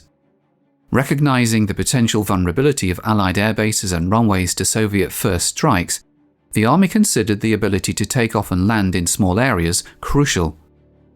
VTOLs, similar to helicopters, offered the advantage of lingering longer over a target, hovering, and even flying backwards.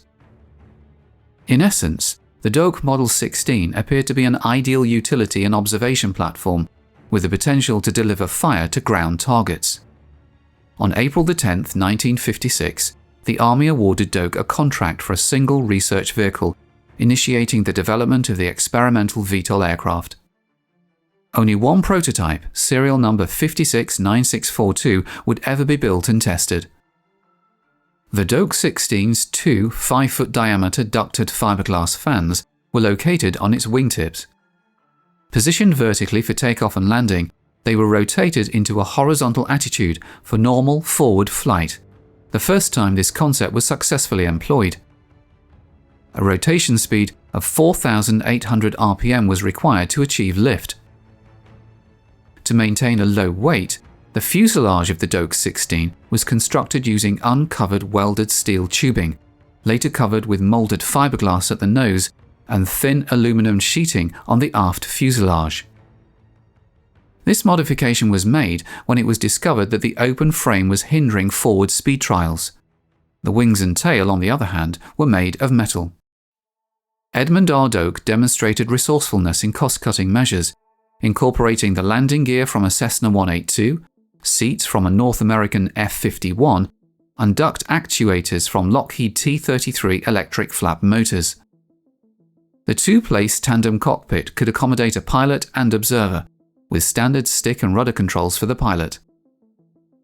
The aircraft's empty weight was 2,400 pounds, and its gross weight was 3,300 pounds.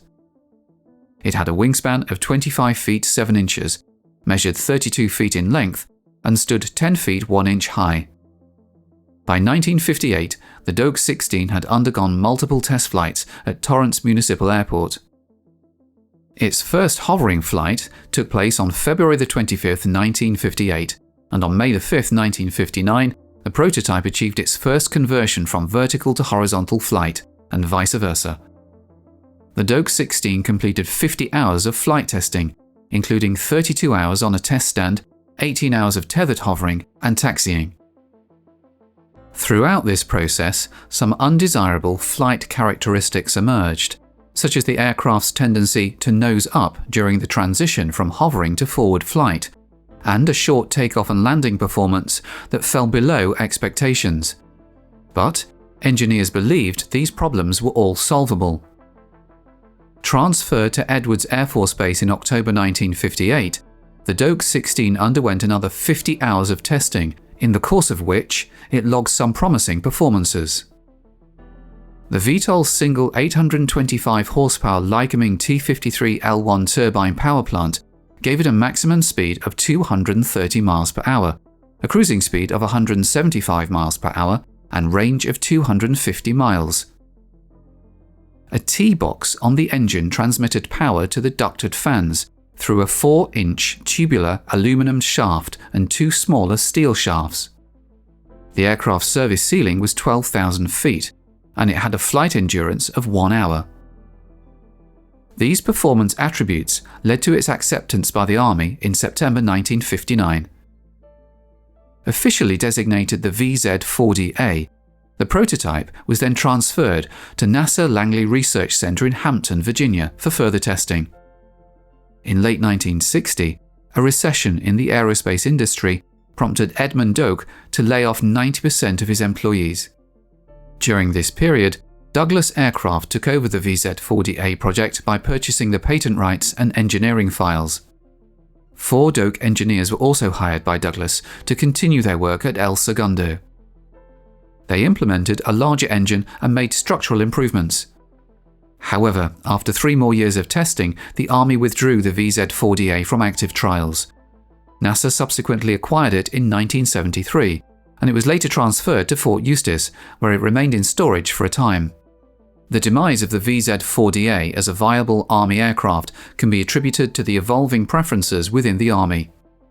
As the helicopter emerged as the Army's preferred mode of transport during the Doak 16's development, the focus shifted to funding rotorcraft, leading to a reduced emphasis on unconventional prototypes, including the VZ-4DA, which were previously under consideration for production. The changing strategic priorities within the Army contributed to the discontinuation of the VZ-4DA as an active military aircraft. In the early years of the Cold War, with military airfields deemed vulnerable to Soviet missile attacks, the concept of underground airports gained traction among Western governments. The rationale was that subterranean bases would offer better protection against enemy assaults and could potentially serve as hangars and launch sites for future stealth aircraft. However, the development of underground airports required the simultaneous creation of high-speed aircraft with vertical takeoff and landing (VTOL) capabilities, as traditional jets rely on runways and open skies for takeoff.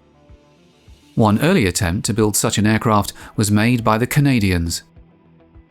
The Avrocar emerged from a series of blue sky research projects led by designer Jack Frost, who joined Avro Canada in June 1947 after gaining experience with several British firms. At the time, Frost was particularly focused on jet engine design, seeking ways to enhance the efficiency of the compressor without complicating the simplicity of the turbine engine. During the 1950s, Jack Frost initiated the ambitious Project Y, with the aim of developing a vertical takeoff and landing aircraft capitalizing on his newly designed high-power engine. This project represented a forward-looking exploration into VTOL capabilities, aligning with the broader interest in unconventional aircraft designs during the Cold War era.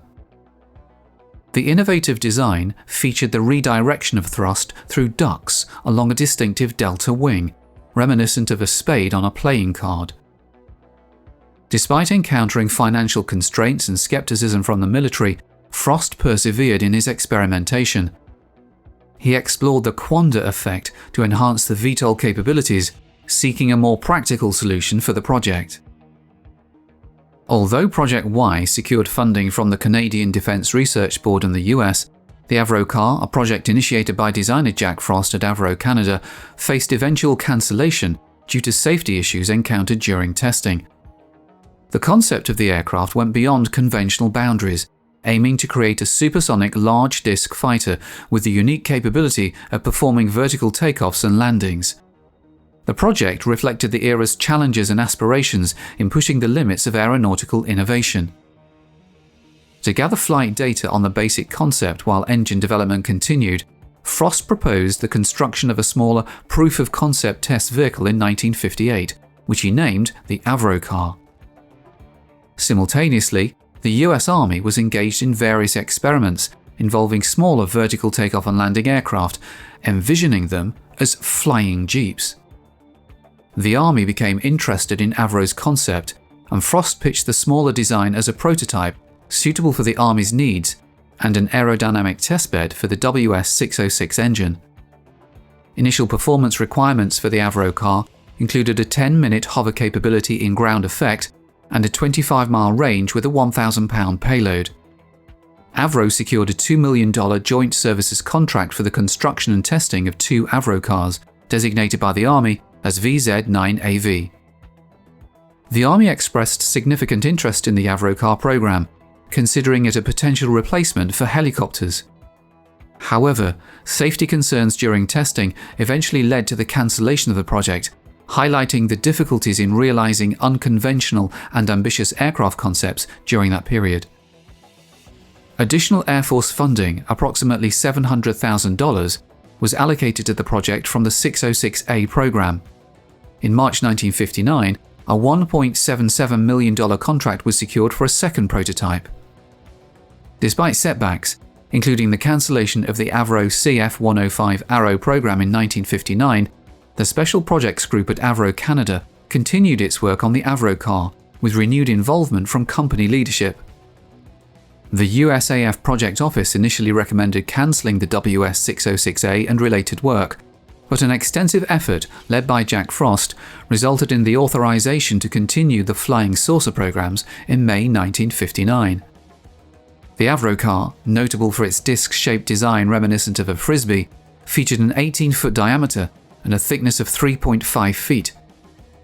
Supported by a robust equilateral triangle truss, its distinctive element was the 124-blade turbo rotor, centrally positioned and powered by 3 Continental J69 T9 jet engines. The airframe, predominantly constructed from aluminum, had an empty weight of 3,000 pounds. The initial undercarriage included 3 small cast-steering wheels, later replaced by skids during testing. Piloting the Avrocar involved a single-side mounted control stick, enabling conventional pitch, roll and yaw control through adjustments in airflow. The attitude thrust control system, positioned outside the main disc, facilitated changes in vertical lift and directional control. To counteract inherent instability during forward flight, a mechanical stability augmentation system was implemented. The Avrocar's unique design and control mechanisms aim to address the challenges of achieving vertical takeoffs and landings while ensuring stability during different flight phases. Leveraging the turbo rotor's significant angular momentum, it functioned as a powerful gyroscope, stabilizing the craft. The crew compartment accommodated 2 individuals in separate cockpits integrated into the airframe. Practical testing initially involved a single pilot, with occasional flights featuring an observer in the secondary cockpit. Addressing control intricacies, Avro test pilots honed a nuanced understanding of the craft's sensitive inputs. Chief Development Test Pilot Petocci achieved a hands-off flight after resolving control issues, marking a notable advancement. However, despite progress, Avro test pilot Peter Cope, USAF project pilot Walter J. Hodgson, and NASA's Ames Research Center Chief Test Pilot Fred J. Drinkwater III all emphasized the persistently challenging nature of the Avrocar. Drinkwater likened flying it to balancing on a beach ball. The first Avrocar, 587055, faced hover issues due to exhaust mixing and limited lift, leading to modifications. The second, 594975, encountered uncontrollable roll and pitch oscillations during tethered hover attempts, attributed to the hubcapping effect, prompting numerous modifications. Despite improvements, nozzle control issues and stability problems persisted. A new design with separate hover and forward flight controls in 1960 demonstrated better control but maintained pitch instability. Further modifications in 1961 improved hover control, allowing speeds up to 100 knots, but pitch instability persisted. A second evaluation in June 1961 revealed control problems and limited flight above critical altitudes. Before modifications could be implemented, funding ran out in March 1961. Despite Frost's proposals for a modified design, the Avrocar and related WS-606A supersonic VTOL programs were officially cancelled in December 1961 by the US military. The VZ-9AV Avrocar and its nascent VTOL technology are credited with paving the way for the development of subsequent VTOL-capable aircraft, such as the AV-8B Harrier II, V-22 Osprey, F-22 Raptor, and others currently employed in various missions by the US military. Despite its challenges, the Avrocar played a significant role in advancing vertical takeoff and landing technology, contributing to the evolution of modern VTOL aircraft. The Ryan XV-5 Vertifan was an experimental jet-powered VSTOL vertical short takeoff and landing aircraft developed in the 1960s. The United States Army commissioned the Ryan VZ-11RY in 1961, later redesignated as the XV-5A in 1962. This initiative was part of the Army's exploration of VSTOL capabilities, alongside the Lockheed VZ-10 Hummingbird, which was later redesignated as the XV-4 in 1962. The XV-5 was equipped with 2 General Electric J85 GE5 turbojets, each providing 2,658 pounds of thrust. Vertical takeoff and landing VTOL capabilities were achieved through the use of General Electric X3535 lift fans integrated into the wings and a smaller fan in the nose. These lift fans were powered by engine exhaust gas. Each wing featured a 62.5-inch diameter lift fan with a hinged cover on the upper wing surface, which could be opened for VTOL operations. The 36-inch nose fan played a role in pitch control but posed challenges in terms of handling characteristics. The lift fans collectively generated vertical lift of approximately 16,000 pounds, which was nearly 3 times the thrust produced by the turbojets. Yaw control was facilitated by a set of louvered vanes beneath each wing fan, enabling the vectoring of thrust fore and aft. The XV-5 Vertifan was a part of the Army's exploration of innovative VSTOL technologies during the 1960s, showcasing unique lift fan configurations for vertical takeoff and landing.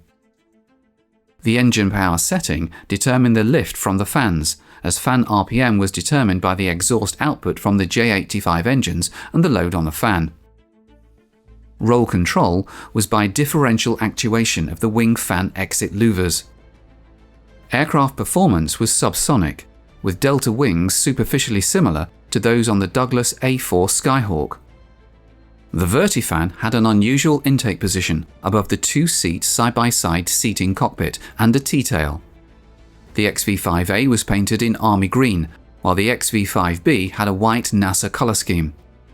Despite its unique design, the lift fans on the XV-5 didn't generate the anticipated thrust, and the transition between vertical and horizontal flight proved to be challenging and abrupt. This aircraft marked one of the last crewed endeavours by Ryan, a company that shifted its focus to drone manufacturing in the mid-1960s. The XV-5 was part of a diverse array of attempts to create successful vertical takeoff aircraft.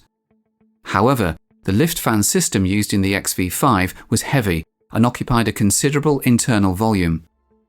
Only the Hawker Siddeley Harrier remained operational by the turn of the 21st century, along with technology enabling the use of a shaft-driven fan in the Lockheed Martin F-35B. The combination of the J85 engine and lift fan in the XV-5 was a precursor to developments that led to the first high bypass ratio engine by General Electric, the TF-39. The lift fans were driven by turbine blades mounted around the fan's periphery, with a mass flow 13 times greater than that of the gas generator and resulting in a 3-fold increase in thrust compared to a propelling nozzle. Following the demonstration that large volumes of air could be moved through a lift fan, an 80-inch tip drive fan, turned through 90 degrees and powered by a more potent J79 engine, was constructed to showcase an efficient cruise fan. This concept of a large diameter cruise fan was incorporated into the General Electric TF-39 engine, utilized on the Lockheed CF-5 Galaxy. The XV-5, while not achieving widespread success, played a role in advancing lift fan technology and contributing to subsequent developments in aircraft propulsion. 2 12,500-pound XV-5As were evaluated in late 1966 by 15 test pilots. One was destroyed in a crash during a public flight demonstration on the 27th of April 1965, killing Ryan test pilot Lou Everett. As a result of this accident, the conversion switch was changed to a lift-lock toggle and relocated on the main instrument panel ahead of the collective lever control. The XV-5 presented challenges during landing due to various factors. Yaw control relied on altering the angle of the lift fans in opposing directions, but this method proved insufficient for precise low-speed handling. The duct doors further complicated control, causing significant pitch changes even at low speeds. Additionally, the aircraft experienced poor acceleration during standard runway takeoffs. Promotional materials and tests explored the potential of a rescue version equipped with a winch to hoist individuals into a compartment behind the pilots. However, a tragic incident occurred on October 5, 1966, during trials for the rescue aircraft. The second XV-5 sustained extensive damage when a suspended horse collar survivor sling was drawn into a wing fan. Despite the fan still functioning well enough for controlled flight, Major David H. Tittle, the pilot, suffered fatal injuries due to the ejection seat propelling him out of the aircraft after it hit the concrete airport surface. Following the accident, the second aircraft was reconstructed as the modified XV-5B, and testing continued until 1971. An XV-5B is currently on display at the United States Army Aviation Museum in Fort Novosel, Alabama. Despite the cancellation of the program, the ducted fan concept was deemed successful, leading to several proposed follow-up programs. The ducted fans were recognized for their quiet operation, especially for the era, and their ability to operate from standard surface materials without causing damage. This set them apart from other VTOL aircraft, which often require protective mats to prevent ground surface damage from their exhaust, a concern mitigated by the cooler exhaust from ducted fans. Throughout the history of military transport aviation, developers of new projects have consistently aimed to enhance aircraft and helicopter capabilities, including increasing carrying capacity, speed, and range of flight. However, there's also been interest in light or ultralight vehicles, capable of aerial transportation for small loads or passengers, catering to specific needs. Over different periods, numerous projects in this category have emerged. For instance, one of the early endeavours to create a flying jeep for military applications was the development of the XV-8 Fleep by the American company Ryan. In response to the diverse transportation needs of the military, including the requirement for aircraft capable of transporting light loads or small groups of personnel, Ryan Aeronautical Company initiated work on its version of such an aircraft in the late 1950s. This project incorporated several innovative ideas aimed at reducing the weight and size of the structure while meeting the necessary flight and carrying capacity requirements. Designated as the XV-8, the aircraft project was informally dubbed Fleep, or Flying Jeep. However, official military documents refer to it as the FWAUV, Flexible Wing Aerial Utility Vehicle, in other words, auxiliary air transport with a flexible wing. Notably, the official designation mirrored the aircraft's goals and fundamental design features, while the informal name encapsulated its operational essence. To achieve the desired characteristics, the prospective aircraft needed to minimize weight. A solution proposed was to utilize a flexible wing, commonly known as a wing rogolo, to reduce the structure's mass. Back in 1948, Francis and Gertrude Rogolo proposed an original wing design suitable for use in light aircraft. It was originally proposed to use a frame of 3 parts of great length, to which it was necessary to fix a square or diamond-shaped canvas. In the future, a new design of such a wing appeared, featuring a different composition of the power elements and the triangular shape of the canvas. The transition from traditional rigid wings to the Rogolo system in the Ryan XV-8 project was notable for its simplicity and cost-effectiveness in production. One characteristic feature of this aircraft was its ability to control flight by adjusting the relative position of the wing and the aircraft's centre of gravity. However, the flexible wing also had its limitations, particularly in adverse weather conditions, which could restrict its operation in certain environments. Nevertheless, the Rogolo wing later found application in hang gliders. In the XV-8 project, the Rogolo wing was proposed for use, along with several other components serving various purposes. The unique characteristics of the wing, along with existing requirements and new ideas, contributed to the development of a complex aircraft structure capable of transporting people or cargo despite its simplicity. The fuselage of the XV-8 aircraft featured a straightforward design with essential components. A rectangular platform served as the basis, equipped with fixtures for cargo installation. Positioned in front of the platform was a small protruding unit, housing the controls and pilot's seat within a nose cone. At the rear of the platform, a frame was provided for mounting the engine. Supporting structures, both in front and behind the platform, were attached to accommodate the unusual design of the wing, with additional components for wing control integrated into these structures. Ryan Aeronautical developed its own version of the flexible wing for use in the XV-8 project, contributing to the aircraft's unique design and capabilities. As a basis for this product, 3 metal pipes with a length of 26 feet, about 8 meters, were used. In the nose of the wing, 3 tubes were pivotally connected, which allowed them to move in the same plane. A special mechanism was used to change the relative position of the pipes of the wing frame, which implies the simultaneous movement of the side parts. Near the central part of the wing was placed a set of rigid beams, with the help of which the side pipes could be reduced to the central or conversely diluted to the sides. At maximum extension, the wingspan of the XV-8 exceeded 10 meters, while when folded it measured 3 meters. To manage the excessive spreading of the tubes, a control mechanism and several braces were employed. The wing structure comprised 3 pipe beams supporting a quadrangular canvas, forming the wing plane and generating lift. Upon extension, the side pipes created the characteristic wing profile with 2 curved sections at the rear. The leading edge exhibited a sweep of 50 degrees, and the total area, excluding canvas bends, measured 450 square meters. Various materials, including synthetic textiles and films, were tested for the canvas surface. Mounted on the central beam of the Rogallo folding wing were attachments for fuselage truss installation.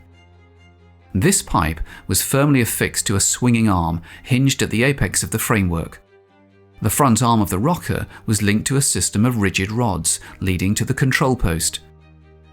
Using the appropriate lever, the pilot could adjust the wing's angle of attack to suit the current flight conditions. Located at the rear of the fuselage was an engine mounting frame. The power plant employed was the Continental IO360A piston aircraft engine, delivering 210 horsepower, paired with a 2-bladed propeller with a diameter of 2.14 meters. During testing phases, the XV-8 Fleep underwent trials with and without engine covers for varying aerodynamic conditions.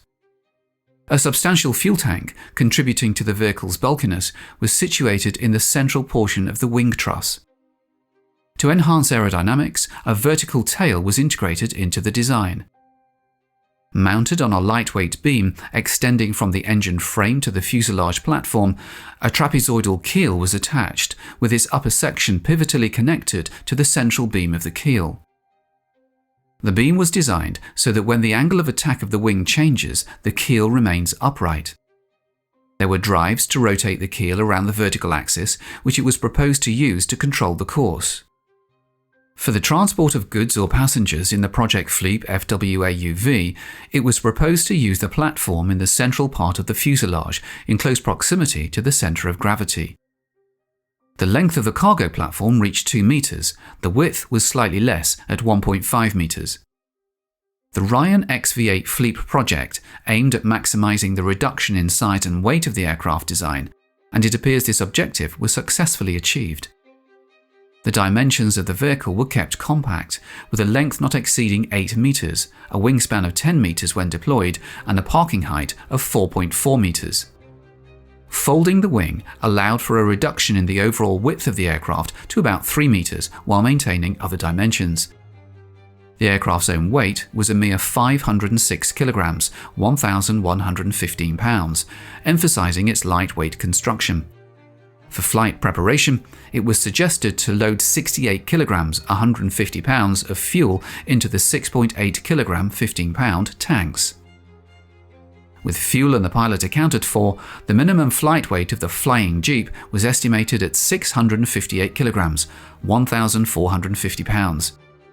This left a payload capacity of 385 kilograms, 850 pounds, resulting in a maximum takeoff weight of 1,043 kilograms, 2,300 pounds. To facilitate takeoff and landing, the aircraft was equipped with a simple non-removable landing gear. The cargo area between the wing trusses could accommodate standard ammunition boxes or weapons, and there was also space for several soldiers with their gear. The landing gear featured light trusses with vertical uprights at the corners of the cargo area, each fitted with a wheel, with telescopic shock absorbers based on springs. In 1961, the development company constructed a full-size model of the XV-8 Fleep aircraft and subjected it to wind tunnel testing, during which no significant issues were encountered. This suggests a promising outlook for the project's development and potential deployment. The proposed appearance of the machine allowed to fly, and the combined control of changing the position of the wing and keel could give the desired maneuverability. According to the results of the tests in the wind tunnel, it was recommended to continue the work and begin a full test on the airfield. For use in testing, the first prototype was built with the serial number 6313003. It was built on the original project and fully consistent with the above description. The initial prototype of the Fleep, distinguished by its characteristic appearance, underwent successful runway runs without any issues. However, challenges emerged during attempts to lift the flying Jeep into the air, highlighting both its strengths and weaknesses. To achieve takeoff and landing, a runway length of 170 meters was required, demonstrating the effectiveness of the wing's optimal angle of attack. However, this design feature proved to be a drawback in other flight modes, as swinging the wing and adjusting its angle of attack didn't provide the necessary control.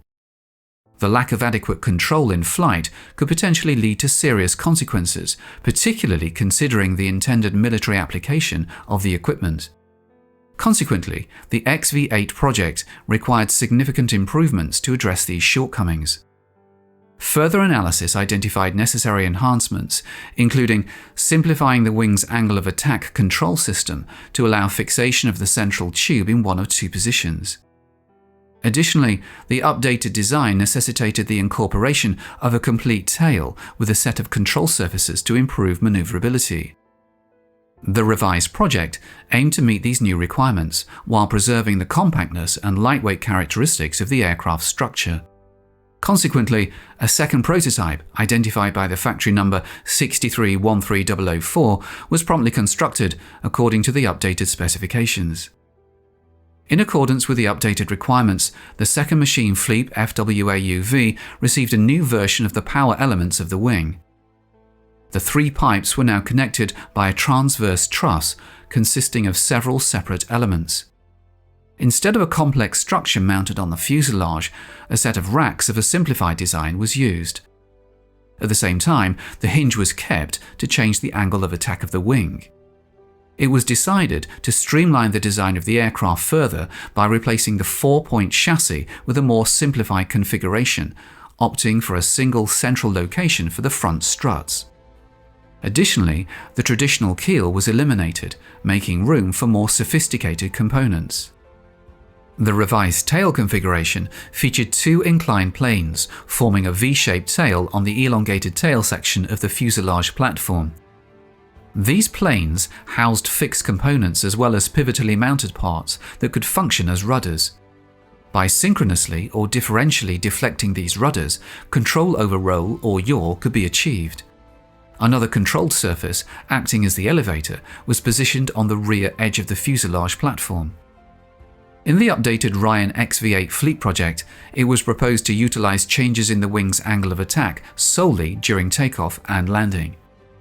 During horizontal flight, the wing would remain fixed in the appropriate position, with control primarily relying on the tail rudders. Prototype number 6313004 underwent testing, affirming the effectiveness of the modifications implemented. The handling significantly improved, reducing the risk of accidents. This advancement allowed for comprehensive flight tests to establish the machine's characteristics. The second prototype demonstrated a maximum flight speed of 96 km an hour, with a cruising speed slightly below 90 km an hour and a flight range of 193 km. With successful test results, the project's future prospects were determined, indicating promising potential for further development. A characteristic feature of the first version of the Project XV-8 FWA-UV was the maximum possible simplicity of the design, which allowed good weight returns to be achieved. Noticeable refinements of the device necessary to increase manageability and reduce the likelihood of an accident led to some increase in its own weight and a corresponding decrease in other parameters. In conclusion, despite its initial promise, the Ryan XV-8 Fleep project didn't meet the expectations of the potential military customer due to shortcomings in controllability and performance.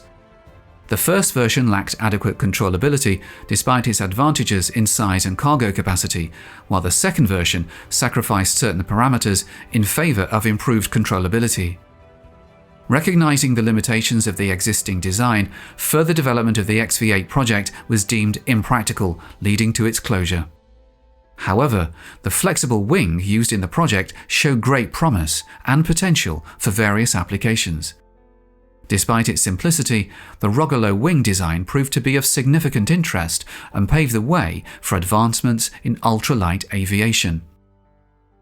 Although the XV-8 project didn't achieve tangible results in military re-equipment, it played a crucial role in advancing the understanding and development of flexible wing technology, contributing to future innovations in aviation. Built for the Air Force by Martin, the X-24A was a bulbous-shaped aircraft with 3 vertical fins at the rear for directional control. The X-24A boasted a weight of 6,270 pounds without propellants, with dimensions measuring just over 24 feet in length and nearly 14 feet in width. On April 17, 1969, Air Force Major Gerald Gentry piloted the X-24A for its inaugural unpowered glide flight. Gentry also commanded the vehicle during its first powered flight on March 19, 1970. Over the course of its operational lifespan, the X-24A undertook 28 flights, contributing to the validation of the concept that a wingless vehicle could execute unpowered landings akin to the HL-10 program.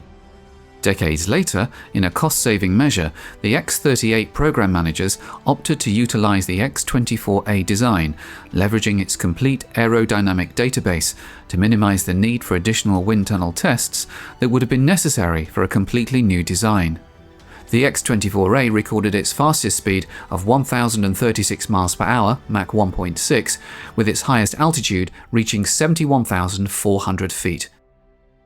Both of these milestones were achieved by NASA research pilot John Mank, who also piloted the craft on its final flight on June 4, 1971.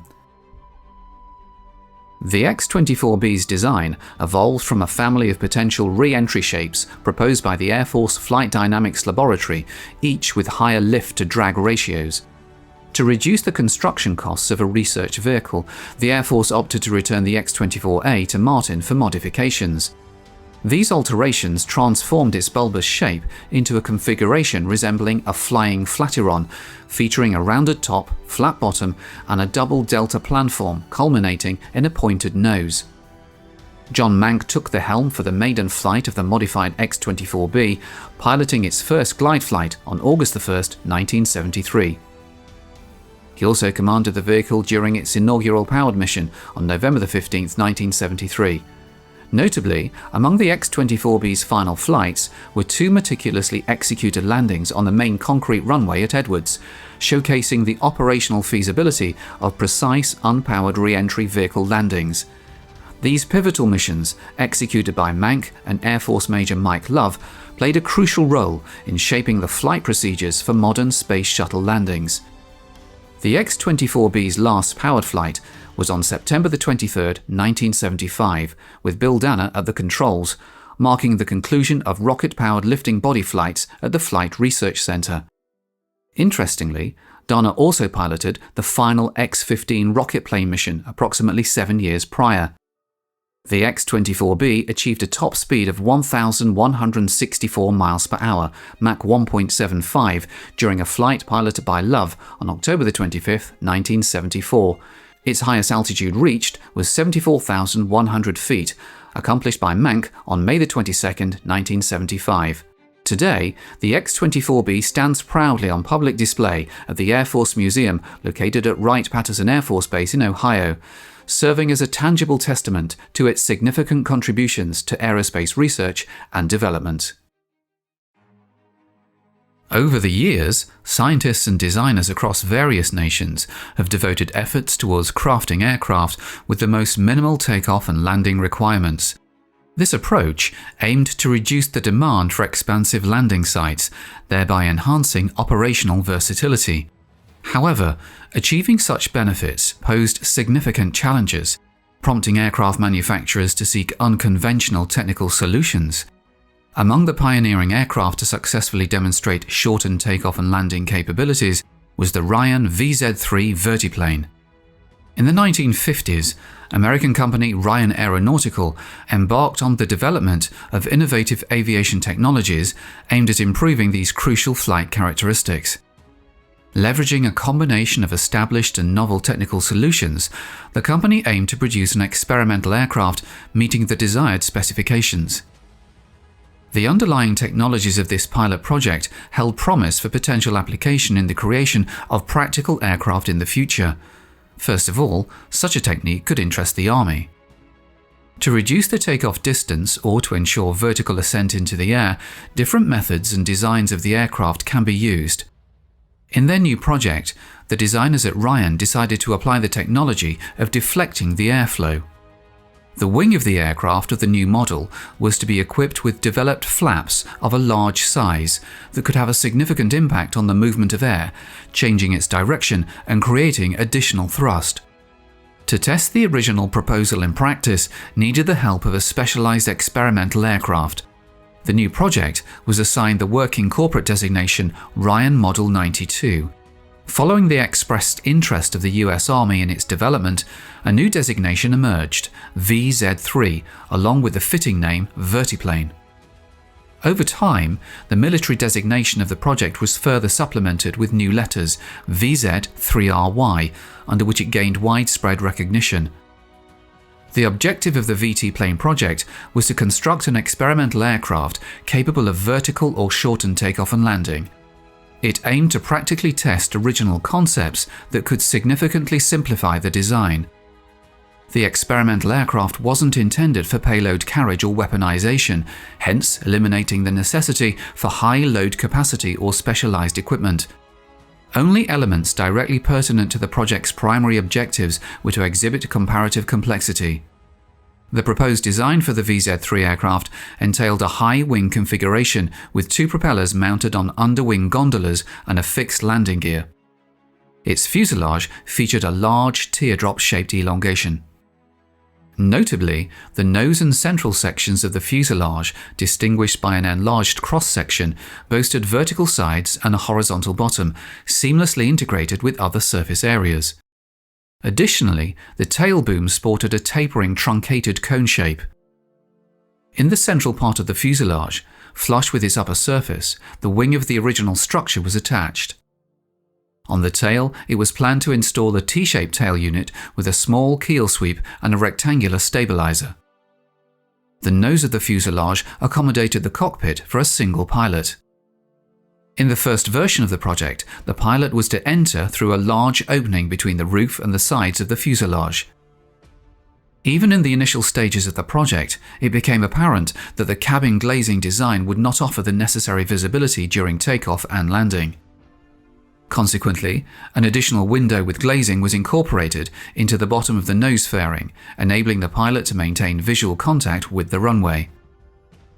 The primary innovation of the Ryan VZ-3 project lay in its unconventional wing design, featuring elaborate mechanization directly influencing the aircraft's key characteristics. The proposal involved installing a rectangular-shaped high-placed wing in the central part of the fuselage. Despite its relatively modest elongation, other design features compensated effectively for this limitation. Notably, the wing boasted a substantial profile thickness. Two small-sized gondolas housing gearboxes and propeller shafts were positioned beneath the wing. These gondolas featured large trapezoid-shaped combs aimed at mitigating airflow overflow and preventing it from exceeding prescribed limits.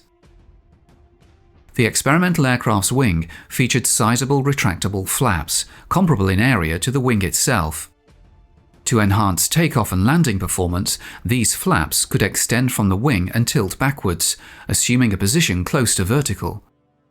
Additionally, the wing, flaps and tip ridges formed a box-shaped system designed to significantly influence aerodynamics and effectively redistribute airflow. It was due to the redistribution of the flow and the direction of the air downwards that was supposed to get a shortened or even vertical takeoff. The experimental aircraft received an unusual power plant equipped with two propellers. The Avco Lycoming T53L1 turboshaft helicopter engine with a power output of 1,000 horsepower was situated in the rear fuselage. Air intake was facilitated through a bottom-mounted intake device and an internal channel of minimal length, while fuel was sourced from built-in tanks. A shaft positioned in front of the engine transmitted power to the central gearbox, which in turn distributed torque to two shafts running parallel to the wing spars. Subsequently, power was transferred to the propellers through a series of gears. 3 bladed propellers were affixed to the shafts emerging from the underwing gondolas, allowing for the gondolas to maintain a minimal size.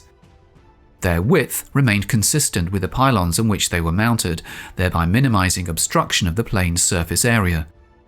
Each propeller boasted a diameter of 2.79 meters, effectively covering nearly the entire frontal projection area of the wing, thereby positively influencing flight performance. The experimental aircraft of this new model was designed to exhibit acceptable controllability across all flight modes. To achieve this, it was equipped with both traditional control surfaces and non-standard mechanisms serving similar purposes. Pitch and yaw control during speed flight modes were intended to be managed by the elevator and rudder respectively, situated on the stabilizer and keel. At low speeds, such devices sharply lost their efficiency, which, in addition to them, there was developed a system of gas rudders connected to the engine. The plane couldn't be completed with ailerons for this reason. The roll control was proposed to be carried out by changing the operating parameters of the 2 propellers. An increase in the thrust of one of the screws caused the corresponding plane to rise upwards under the action of the increased lift force and thus led to a change in roll. The initial version of the Ryan VZ-3 Vertiplane project featured a 3-point chassis with a tailwheel. The primary supports of this chassis comprised 3 tubes of varying lengths, with wheels situated beneath the central fuselage section. A tail skid was positioned at the rear. Due to the aircraft's aim for minimal takeoff weight, provisions for retracting the chassis were not included. The dimensions of the first version of the aircraft were as follows: length 8.3 meters, wingspan 7.14 meters, height 3.25 meters. The normal takeoff weight was set at 1,180 kilograms, with the aircraft designed to be operated by a single pilot located in the forward cabin. The restricted takeoff weight constrained fuel capacity, with high speed and extended range not being primary project objectives. Instead, the focus was on achieving favorable takeoff and landing characteristics. The pilot project was completed in 1957, and by early the following year, the first prototype underwent testing.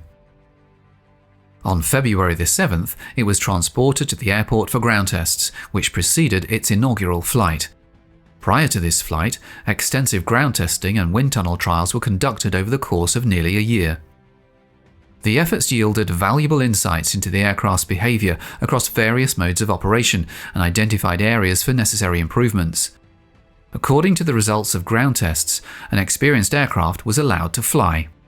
The first flight of the experienced Vertiplane took place on January 21, 1959. The use of large flaps, together with the wing forming a box-like structure, gave certain results.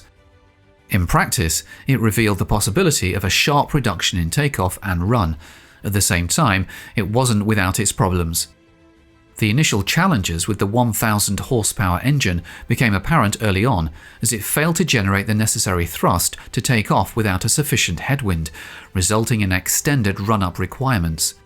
Furthermore, occasional handling issues arose under certain conditions.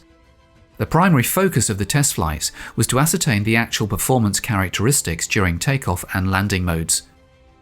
Evaluation of the aircraft's behavior in horizontal flight was of secondary importance.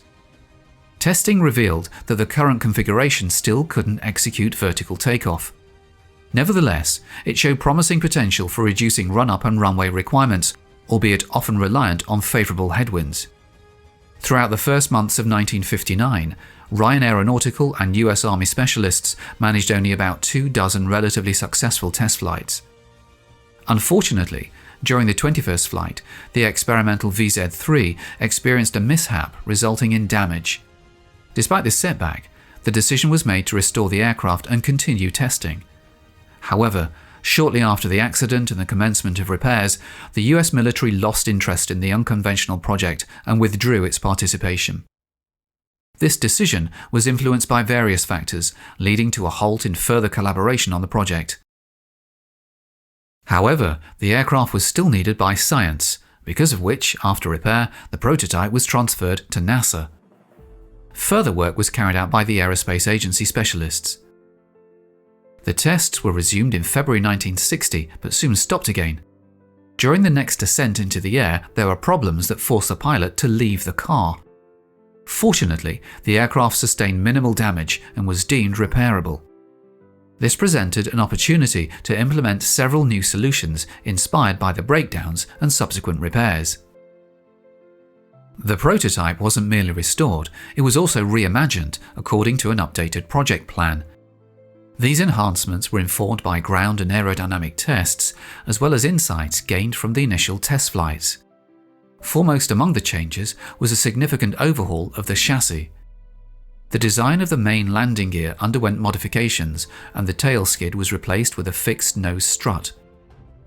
This adjustment altered the aircraft's stance on the ground and during takeoff runs, requiring it to rest level with a slight nose-down attitude. Refinements to the chassis, aimed at enhancing visibility during takeoff and landing, prompted the removal of glazing from the nose fairing. Furthermore, the cabin underwent a transformation, shedding its existing glazing and roof. Now, only a small visor remained to shield the pilot, with no additional elements of the canopy present. Additionally, a portion of the metal fuselage skin in the nose section was replaced with linen material. Measures were taken to change the aerodynamics of the aircraft. In place of the crutch under the fuselage, an additional comb appeared, which improved the stability along the course. To improve the characteristics of the wing, deviated slats appeared on the plane. Also changed were the size of the flaps. Various modifications were implemented to simplify or enhance specific elements of the aircraft and improve its aerodynamic performance. By the end of 1960, NASA experts once again brought the experienced Ryan Vertiplane to the runway. Inspections of the aircraft continued until 1961, primarily focusing on studying its takeoff and landing characteristics with different wing configurations, controllability in various modes, and other factors. Horizontal flight characteristics were also evaluated multiple times throughout the testing process. Over several stages of testing, interspersed with repairs, a wealth of diverse information was gathered. The prototype VZ-3 was subjected to testing at speeds ranging from 6 knots (11.1 km an hour) to 80 knots (148.1 km an hour) and demonstrated acceptable performance across this spectrum. Optimal takeoff and landing parameters were achieved within the 20 to 25 knot range, 37 to 46 km an hour. For instance, at speeds of approximately 35 km an hour, the aircraft required 9 to 10 meters of runway, slightly more than its own length, to take off. Maintaining lift at this speed allowed the aircraft to ascend to an altitude of 1.1 kilometers. Early in the testing phase, pilots encountered the phenomenon known as ground effect. At altitudes below 5 meters, air currents reflecting off the ground began to adversely affect the operation of the propellers and the wing, reducing their efficiency. Additionally, aircraft stability diminished, potentially resulting in an uncontrolled dive and subsequent crash. Incorrect use of gas rudders exacerbated these risks during such conditions. The negative impact of the underlying surface particularly hampered the implementation of the landing. Nevertheless, recommendations were soon formed on the optimal modes of descent and touching the ground. To avoid loss of control and fall, the pilot on landing, dropping below 15 feet 5 meters, had to withstand speeds of around 20 knots. Maintaining a descent angle of several degrees was crucial during landing. Experimental trials pushed the landing speed to 40 knots, 74 km an hour, and the descent angle to 16 degrees, but such landing modes posed significant risks. From the initial wind tunnel tests, it was evident that the Ryan VZ-3 Vertiplane, despite its name, would not be capable of vertical takeoff and landing, a conclusion confirmed during full flight tests. Nevertheless, the project's creators achieved a substantial reduction in runway length, aligning with the original project objectives. Testing of the prototype, revamped according to the updated project specifications, persisted until 1961. Following their conclusion, American experts meticulously analyzed the amassed data, producing numerous reports and scientific works.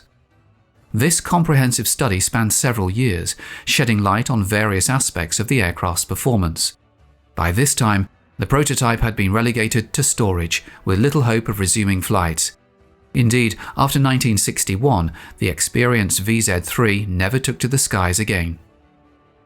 After all of the required research and scientific work was completed, the car was decommissioned as superfluous. Unlike some other unique examples of aviation technology, the only Vertiplane was not dismantled for metal. The aircraft was handed over to the Army Aviation Museum, Fort Rucker, Alabama, where it remains to this day. It's worth noting that the prototype Ryan Model 92 VZ-3 Vertiplane wasn't the sole platform dedicated to testing and refining innovative concepts aimed at enhancing aircraft takeoff and landing capabilities. Throughout the 1950s, numerous similar-purpose aircraft were developed and tested by several other US aircraft manufacturers. Like the VZ-3, these aircraft merit separate examination and review for their contributions to advancing aviation technology in this regard. Gliding and soaring saw a surge in popularity across the United States from the early 1930s through the post-war era. Yet the challenges associated with getting a glider airborne deterred many potential enthusiasts. Glider pilots were presented with various options, all of which were relatively cumbersome and occasionally perilous, often requiring additional pilots, drivers, or ground crew. Among these methods, the most convenient involved taking off in tow behind either an automobile or a powered aircraft. In Germany, where gliding and soaring gained momentum shortly after World War I, groups of able-bodied individuals would sprint down hills, towing the motorless aircraft into the air using elastic bungee cords. While bungee launchers enjoyed considerable popularity in Europe, their adoption in North America was hindered by the wider availability of auto and airplane tows, alongside the region's hot and humid climate, which made this labour-intensive alternative less appealing. Powered winches were also utilised to tow gliders aloft, but this method posed risks and required a certain level of pilot proficiency.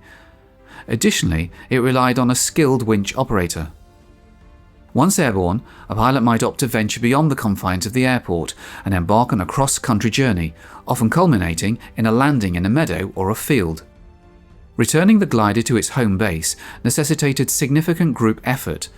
The ground crew disassembled the glider into manageable sections, loaded them onto a specialized trailer, and transported them back by road.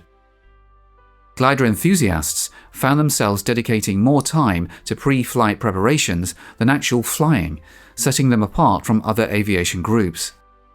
Meanwhile, in the United States, William H. Bolus and Ted Nelson pioneered one of the earliest self-launching motor gliders.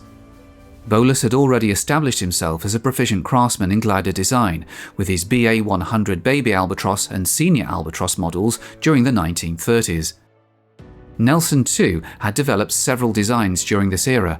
In 1945, they co-founded the Nelson Aircraft Corporation to manufacture a two-seat motor glider based on the popular Bolus BA-100 Baby Albatross.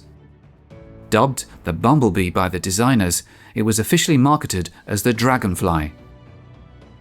While retaining the basic design of the Baby Albatross, Bolus and Nelson made significant modifications, such as widening the cockpit to accommodate side-by-side seating and adding individual flight controls for each occupant. They also incorporated improvements like tricycle landing gear with a steerable nose landing gear, additional vertical fins mounted on the horizontal stabilizer ends, and a hinged canopy. A pull-start handle for the engine was installed inside the cockpit. The aft section of the fuselage pod provided an ideal location for installing a pusher engine and propeller. Initially, Bolus and Nelson opted for a Reiter 4-cylinder 2-cycle engine known as the 4034.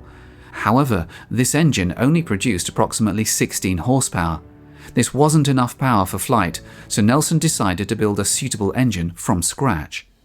His new motor boasted 25 horsepower, just enough for takeoff and a gradual ascent. Due to the limited horsepower, the engines could only drive small, lightweight propellers. However, this was deemed acceptable as larger propellers added weight and increased drag. A drawback of the smaller propellers was the necessity for them to rotate at very high revolutions per minute (RPM) to generate adequate thrust. For instance, Nelson's engine required 3,900 RPM to lift the Dragonfly off the ground. Unfortunately, this high-speed rotation made the smaller diameter propellers considerably less efficient compared to larger propellers turning at lower RPM. This power plant and propeller combination enabled the Dragonfly to climb at a rate of 235 feet per minute at sea level. However, the additional weight of the engine and the drag from the widened fuselage resulted in a mediocre lift-to-drag ratio for the Dragonfly. The self-launch capability came at the expense of performance, which deterred many prospective motor glider owners, leading to only 7 Dragonflies being sold by Bolus and Nelson. In 1949, Nelson made another attempt at designing a self-launching glider, this time collaborating with Harry Pearl, with assistance from Don Mitchell. In 1973, Charles R. Rhodes generously donated his Dragonfly to the National Air and Space Museum. In the late 1990s, preservation specialists at the Paul E. Garber facility made a surprising discovery regarding the airplane. They found that the individuals who flew this aircraft had altered the induction system on the Nelson engine, creating at least 3 distinct configurations. Additionally, they observed that the engine mounted on the motor glider was incomplete, lacking several essential electrical system parts. This led them to suspect that either the engine or parts of it had been exchanged for non-airworthy components before the donation. The B aircraft Honeybee was a single-seat, all-metal light aircraft crafted by William Channer and Kenneth Coward, engineers associated with Convair, formerly Consolidated Vultee, situated in San Diego, California, USA during the 1970s. Its inaugural flight took place on the 12th of July, 1952. Remarkably, this aircraft has endured the test of time and now stands proudly on display at the San Diego Air and Space Museum, having been generously donated by the American Experimental Aircraft Association. The founders of Beecraft Associated Incorporated were instrumental in the creation of several innovative designs. Amongst these was the Wee Bee, a monoplane touted as large enough to carry a man, yet compact enough to be lifted by one. Demonstrated both in the United States and England, it secured a place in the Guinness Book of World Records as the world's lightest aircraft. Featuring a 2-cylinder engine and a tricycle undercarriage, the pilots assumed a prone position atop the fuselage. Following the success of the Wee Bee, the Honeybee emerged, with the inaugural model completed in 1952. This single-seater boasted an enclosed cabin, a high cantilever monoplane wing, and a distinctive V-tail. The designers then ventured into crafting the Queen Bee, a 4-seater marvel, which was finalized in 1960, further cementing their legacy of innovation in aviation design. Eventually, the Wee Bee and the Queen Bee were retired to the San Diego Aerospace Museum, but these 2 prototypes were destroyed by a fire at the museum premises on the 22nd of February 1978. The aircraft's structure featured simplified normal aircraft sheet metal, with a cantilever wing composed of flanged aluminum alloy ribs riveted to the main spar, covered by light-gauge aluminum skin. Its distinctive V or butterfly tail mirrored this construction, with control surfaces crafted from pressed fluted skins. The fuselage adopted a semi-monocoque structure, utilizing flanged aluminum frames and stringers, complemented by metal skin. Equipped with a tricycle undercarriage, the Honeybee featured a steerable nose leg and spring steel main legs. Typically, it was outfitted with a 48 kilowatt, 65 horsepower Continental engine, although various engine options were available. Notably, the Honeybee earned the distinction of being the first all-metal light aircraft design sanctioned by the Australian Department of Civil Aviation for construction by amateur builders. At least one such example was constructed in Australia. The earliest known instance of construction within the region occurred when students embarked on Project Honeybee at the Royal Melbourne Institute of Technology, VIC. Additionally, another Honeybee was in progress during the mid-1970s under the auspices of the Ultralight Association Victorian Division. It's documented that the construction of a couple of other Honeybee aircraft was initiated. However, whether any of these projects were completed remains uncertain. If indeed completed, it's likely that they would have been operated under Ultralight or RAA Recreational Aviation Australia regulations. As of now, no photographs of these additional Honeybee aircraft have surfaced. From 1963 to 1975, a fleet of lifting bodies operated at NASA's Flight Research Center, now Armstrong Flight Research Center in Edwards, California, showcased the capability of pilots to maneuver and safely land a wingless vehicle. These lifting bodies were specifically designed to validate the concept of returning a wingless vehicle from space and executing an aircraft-like landing at a predetermined site. These pioneering research vehicles, distinguished by their unconventional aerodynamic shapes, included the M2-F1, M2-F2, M2-F3, HL-10, X-24A, and the X-24B. The data gathered from the lifting body program significantly contributed to the knowledge base that ultimately facilitated the development of the Space Shuttle program. Unlike conventional aircraft that rely on wings for aerodynamic lift, these lifting bodies derive lift from their unique shapes. Fins and control surfaces were added to enable pilots to stabilize and maneuver the vehicles, effectively controlling their flight paths. With the exception of the M2-F1, all of these vehicles were powered by the XLR-11 rocket engine, the same type used in the Bell X-1, which famously achieved supersonic flight, breaking the sound barrier for the first time. The M2-F1, serving as a lightweight prototype, was unpowered. The original idea of lifting bodies was conceived around 1957 by Dr. Alfred J. Eggers Jr., then the Assistant Director for Research and Development Analysis and Planning at the Ames Aeronautical Laboratory, now NASA's Ames Research Center in California's Silicon Valley. H. Julian Allen, an engineer at Ames Research Center, concluded that a blunt nose cone shape was optimal for surviving the intense aerodynamic heating encountered during re-entry from space. The collective research efforts of Eggers, Allen, and their team culminated in the design of the M2, a modified half-cone shape characterized by a rounded bottom and a flat top, featuring a blunt, rounded nose and twin tail fins. This innovative configuration, along with subsequent lifting bodies, enabled them to be maneuvered both laterally and longitudinally, facilitating landings on runways rather than relying on ocean splashdowns typical of contemporary ballistic capsules used in programs like Mercury, Gemini, and Apollo. In 1962, Flight Research Center Director Paul Bickle greenlit a program aimed at constructing a lightweight, unpowered lifting body to serve as a prototype for testing the wingless concept. Resembling a flying bathtub, this prototype was designated the M2-F1. Crafted by sailplane designer Gus Briegleb, the M2-F1 featured a plywood shell enveloping a tubular steel frame meticulously assembled at the center. Construction reached completion in 1963. The initial flight trials involved towing the M2-F1 aloft using a souped-up Pontiac convertible, reaching speeds of up to 120 miles per hour across Rogers Dry Lake. These early tests yielded sufficient flight data about the M2-F1, paving the way for subsequent flights behind a NASA R-4D towplane at higher altitudes. The R-4D, a Navy designation for the C-47 or civilian DC-3 aircraft, towed the craft to an altitude of 12,000 feet, where it was then released to soar freely back to Rogers Dry Lake, marking a significant milestone in the experimental journey of the M2-F1 lifting body. NASA research pilot Milt Thompson flew the M2-F1 during the first series of tests.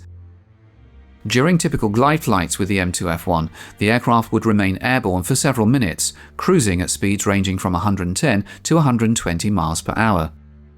Remarkably, the M2-F1 underwent over 400 ground tows and 77 aircraft tow flights before being retired from active service.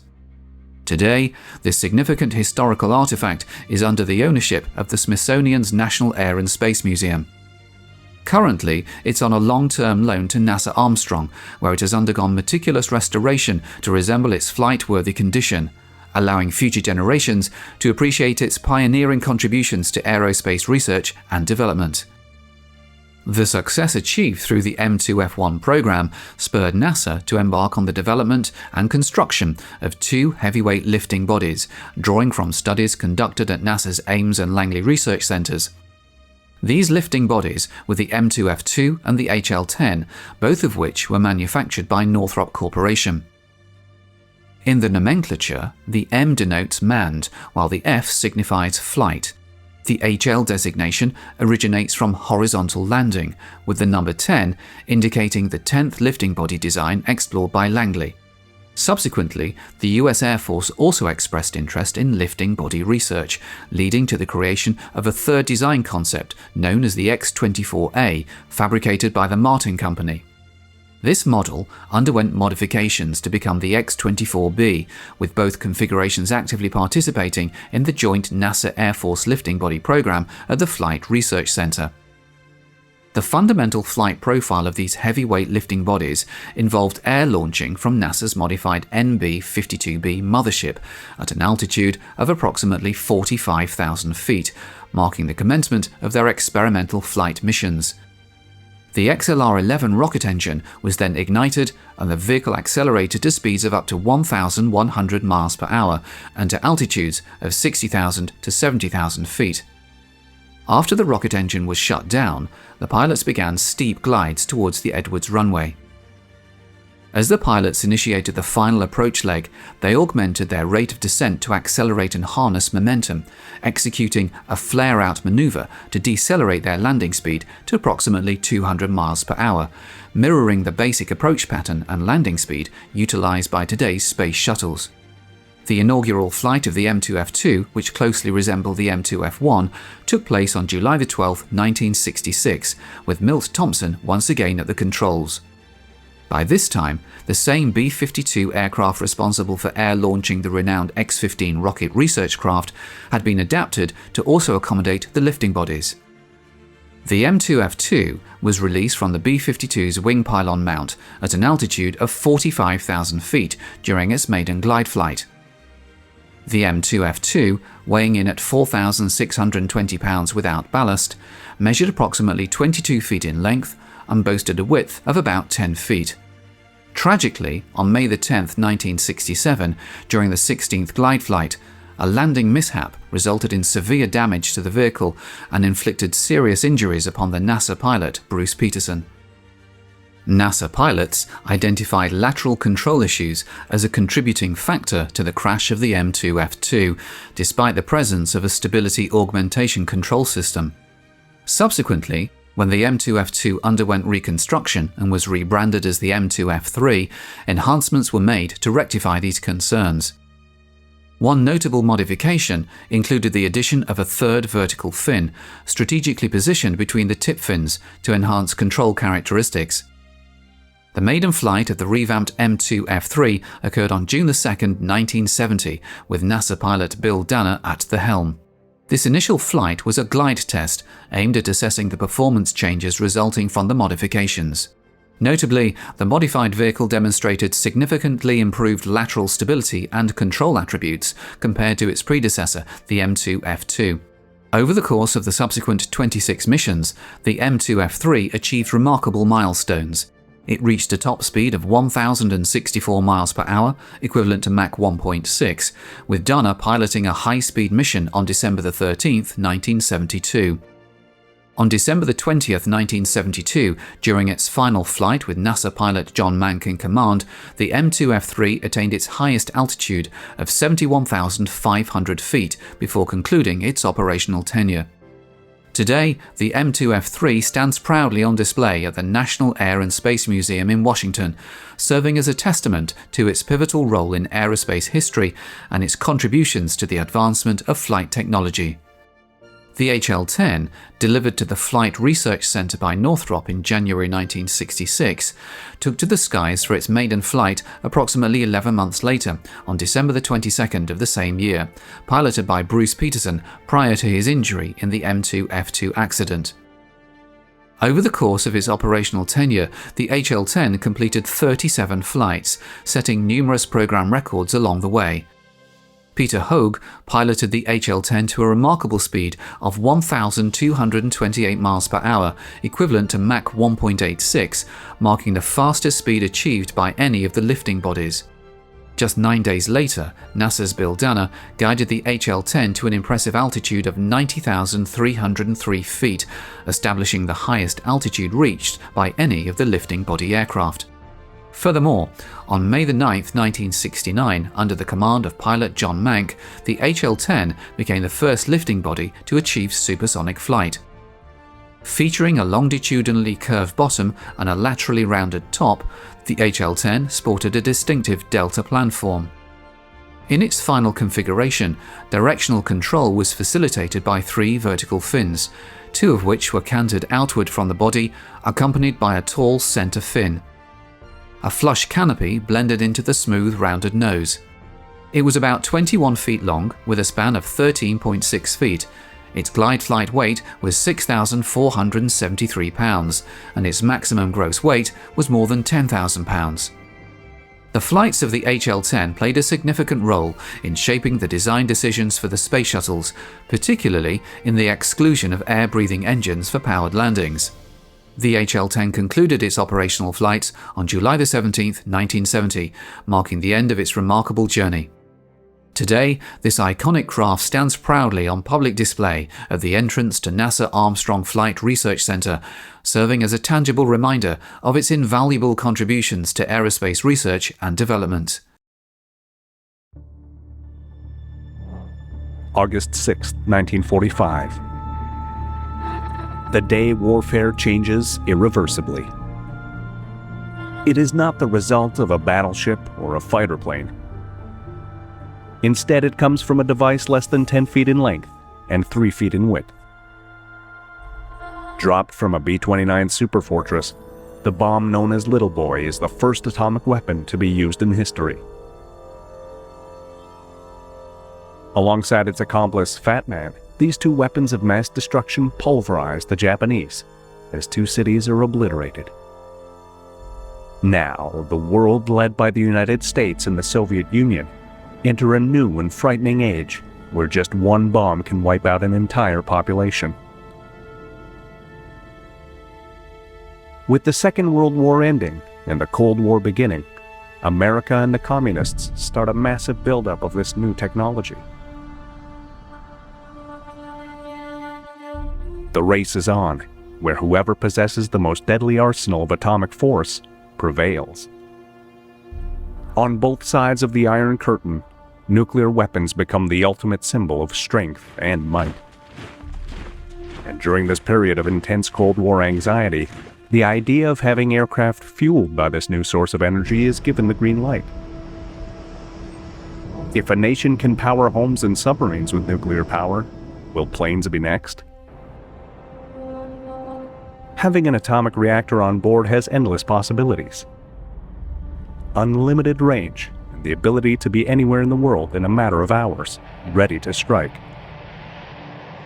Truly awesome aviation that will determine the #1 superpower. Unfortunately, this concept is easier said than done. Placing a nuclear device on an aircraft is both complicated and extremely dangerous.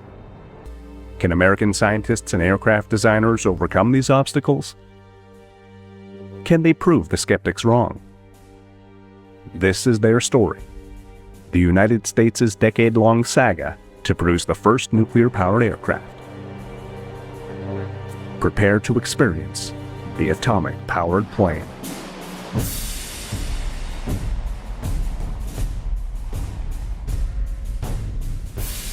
We are gathered here, representatives of the major warring powers, conclude a solemn agreement whereby peace may be restored. With the Japanese surrender on the USS Missouri, Americans are both victorious and confident. The war they have been fighting for over 3 years has finally ended. They have emerged a superpower with what seems to be an unlimited industrial capacity. The nations of Europe are no longer the power brokers they once were. For it is the United States and its ally the Soviet Union that remain strong at the end of the Second World War. But just as this conflict ends, a new and more deadly struggle begins, as Nazism is replaced by communism as the greatest threat to Western democracies. Nobody really knew a grand vision for Europe, even as Nazi Germany collapsed. there were still large questions as to territory, peoples, the movement of peoples, and exactly how this would all work out. The grand strategy with Franklin Roosevelt's the famous spheres of influence, which means nothing, everything and nothing at exactly the same time. And that's where the roots of the Cold War come in big. There was a lot of tension and a lot of questions on both sides as to how it would all work out. With this shift in the balance of power, the Soviets are no longer America's ally. They are now the enemy. And for the next 50 years, tensions between the two superpowers are felt beyond the capitals of Moscow and Washington, D.C., as the world is divided between capitalist and communist. Whoever can win the hearts and minds of those around the globe will emerge victorious. As this new Cold War takes shape, people begin to realize that America's victory over Japan has become a double-edged sword. The dropping of an atomic bomb, the nuclear genie has been let out of the bottle. Well, world reaction was stunned. I mean, this is, I think, even at the time and place, a realization that it was a monumental event, even though nobody really understood what had taken place scientifically or even politically, even with respect to the war. It was unclear. But I think most people understood, and my read of the press in particular at the time was an acknowledgement that this was really big. This wasn't just any sort of military adventure whatsoever. But it's important to keep in mind that almost nobody, including the men who made the decision to drop it and the scientists who worked on the project, understood its ramifications in full. And I think it's useful to remember Einstein, right, saying, I don't know how they're going to fight this war, but I guarantee you how they'll fight the next with sticks and stones. Fearing the Soviets will be next, Russian scientists begin a mad rush to acquire this technology. What the United States possesses, they must equal and better it. It is unlike any other arms race in history. The end result could potentially wipe out 1/2 of the world's population, and even more. For this reason, it is vital that both nations attain as much nuclear technology as possible to deter the other from striking. As a result, rigorous testing is done on both the American mainland and on strategic outposts like Bikini Atoll. The B-29 Dave's Dream takes off from Kwajalein to deliver the bomb, equal to 50,000 tons of TNT, while an electric metronome counts the final seconds.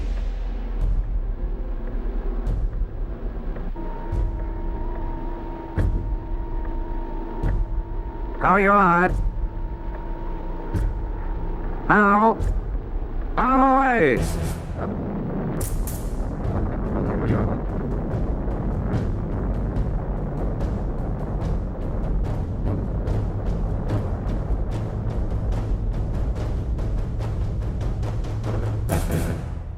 To calm public fear of atomic power, every attempt is made by the United States government to emphasize the positive aspects of this new source of energy. Nuclear power plants are constructed across the country as a sign of progress and achievement. President Eisenhower goes to the United Nations with the idea of using atoms for peace. The United States pledges before you, and therefore before the world, its determination to help solve the fearful atomic dilemma, to devote its entire heart and mind to find the way by which the miraculous inventiveness of man shall not be dedicated to his death, but consecrated to his life. You have to understand the atomic aircraft project as part of the pentomic era. The 1950s, late 40s and early 50s, when everything that could be atomic was being turned into an atomic thing. There was atoms for peace. There was the idea that energy would be so cheap you couldn't meter it. You wouldn't have to meter it. Anything that could be powered by the atom was to be powered. Despite these efforts, many are still skeptical about this source of power and its deadly ramifications. These fears are amplified with the development of Project Pluto, a nuclear-powered missile designed to unleash fission fragments all over the Soviet Union. Dubbed the Flying Crowbar, this weapon is considered too extreme even for the most hawkish Cold Warrior and is abruptly cancelled. Looking at the carnage of Hiroshima and Nagasaki, Numerous Americans fear this technology throughout the 1950s. What's it like, Chaplain?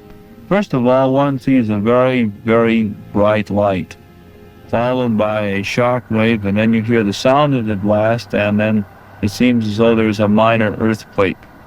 And then you look up and you see the fireball as it ascends up into the heavens. It contains all of the rich colors of the rainbow, and then as it rises up into the atmosphere, it turns a beautiful pale yellow, and then assembled into the mushroom. It's a wonderful sight to behold. Hoping to end these concerns, in January of 1954, the USS Nautilus becomes the first naval vessel to safely enter the nuclear realm. With an atomic reactor powering the submarine, it can stay submerged for months if necessary, giving the United States a huge advantage over the Soviets in case trouble erupts. With this advancement, many are asking if it can work for an airplane as well. And that's what somebody got the bad idea. Well, nuclear power, you can run a submarine, why can't you run an airplane? Much will be learned here of the workings of atomic engine, not only for submarines, but for many peacetime uses as well. For passenger and merchant ships, for land transportation, for electric power plants, even perhaps for the huge airplanes of the future. Submarines are not constrained by the same weight limitations as an airplane. So you could put a 10-ton reactor in with 100 tons of shielding, all wrapped around it in something that need only float. It's a completely different physics principle. And so therefore you have the space in the submarine for large reactors, large shielding, and large cooling systems. It appears that what the Navy has been able to accomplish, the Air Force is going to have a harder time replicating. Despite all the doubts and skepticism, the decision to combine atomic energy with aviation is approved. Just like how the Liberators and flying fortresses that destroyed German cities mercilessly played an enormous part in winning the war in Europe, and how the constant bombardment of Japanese cities by B-29s was essential to American victory in the Pacific, perhaps a new bomber powered by nuclear energy will defeat the Soviets. For this reason, it comes as no surprise that many inside Air Force circles are eager to have a plane powered by the atom up in the skies as soon as possible. Across the Atlantic Ocean, the United States Navy hopes the same Anglo-American cooperation that produced the P-51 Mustang can result in their own version of a nuclear aircraft. Looking for the biggest plane Britannia can offer, both countries study the possibility of converting the gigantic Saunders-Roe Princess flying boat, a plane whose time has passed, into a device given its second wind by nuclear power. A key advantage of this concept is its range. Just 1 pound of uranium-235 is the equivalent of over 250,000 gallons of jet fuel. With the end of World War II and the start of the Cold War, they now needed a bomber that could reach the Soviet Union from the United States. A nuclear-powered aircraft would not be limited by a fuel load, so it was desirable from that point of view. With 30 million horsepower, theoretically, the aircraft could be up in the skies far longer than any conventional bomber in the US's arsenal. Would sort of loiter over somewhere, US soil, presumably for days or weeks on end, possibly. Sort of simply be there as a warning. So despite fears of nuclear annihilation, both the Air Force and the American government approved the project to develop this plane. In May of 1946, the Nuclear Energy for the Propulsion of Aircraft, or NEPA, is created, where in the secret atomic city of Oak Ridge, Tennessee, the first stages of development begin. Looking for a company to start testing, Washington goes to one of its very best, Convair, makers of the massive B-36 Peacemaker. They are awarded the contract to begin designing their version of the atomic-powered plane, which after more than a decade of research and development, they dub the NX-2. an aircraft that looks eerily similar to North American Aviation's B-70 Valkyrie.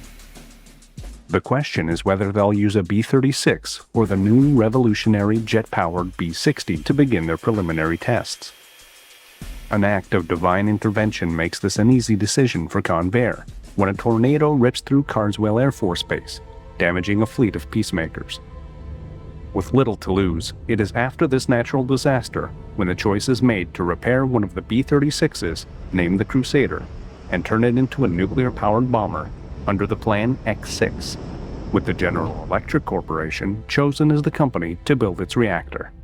The US Air Force had a nuclear reactor installed aboard a Convair B-36 bomber. The nuclear reactor did not fly the aircraft. It had its own engine. It was simply there as an experiment to see, for example, the thickness of shielding required to protect the crew from long-term exposure to radiation. A key roadblock in the plane's development comes from the radiation it will emit. Anyone standing within 100 feet of the core reactor unprotected is in store for a lethal dose of radioactivity. On land, nuclear power plants are shielded by more than 6 feet of concrete. In the skies, however, this shielding is too heavy for any aircraft, including the B-36, to sustain. The single largest problem with an atomic-powered aircraft is that a reactor requires much shielding. Roughly for every ton of reactor, you require 10 tons of shielding. This was the case in the NV-36 program. A relatively small reactor required a cockpit shielded with 12 tons of lead and lead crystal glass, just to protect the crew from the radiation emitted by the reactor. And for it to be economically feasible, it must be able to carry a payload bigger than the B-52. For nuclear aviation to become reality, these barriers must be overcome by its designers. With this in mind, Convair's still unbuilt NX-2 places its pilots and crew far away from the reactor, hopes that less shielding will be required. But even if this is accomplished, there are still questions surrounding the heat generated on board the plane. Producing more radiation than a nuclear power plant into such a contained space has scientists worried that the intense temperatures are going to melt away the aircraft's interior. There was no real way at the time to fix these problems, much as there isn't now. The shielding still grossly outweighs the reactor, and it turns out there's really no need for it. Just like the Navy and its Princess flying boat, the Air Force is slowly realizing that the plane and the atom don't mix. Adding to these problems is many people's fear with all things nuclear. With the possibility of an entire city being wiped out with the flip of a switch, there are grave concerns over what happens if the plane crashes. If a hot reactor falls on a heavily populated area, the civilian casualties could be enormous. With this in mind, every precaution is taken when the NB-36 is sent out on a test flight. We had a B-50 as a chase airplane to follow us in flight. Then they decided if we had to, for instance, an accident, what were we going to do? Well, they decided we've got to have some paratroopers to follow us down. We had C-19 to carry paratroopers. And we landed. All of this was secret. Eventually, for a number of reasons, safety, cost, practicality, the nuclear-powered aircraft never got off the ground. With this concept all but dead, it is miraculously brought back to life when a report surfaces that the Soviets are building their own version of an atomic-powered plane, in the form of a modified Tupolev 95. One of the big pushes for this project happened after the NB-36 had stopped flying. In December 1958, the very important magazine Aviation Week, now called Aviation Week in Space Technology, published an editorial with photographs that they said were of an atomic-powered aircraft being flown in the Soviet Union. They had these drawings that even showed the big red stars on the side of the aircraft. Turned out to be a complete falsehood, a complete lie, and it's now thought that it was put out by the contractors and the Joint Committee on Atomic Energy, who were trying to push the atomic aircraft program through Congress and to force the U.S. Air Force to accept it. Many of the cutbacks have not been justified. I would not want to condemn all.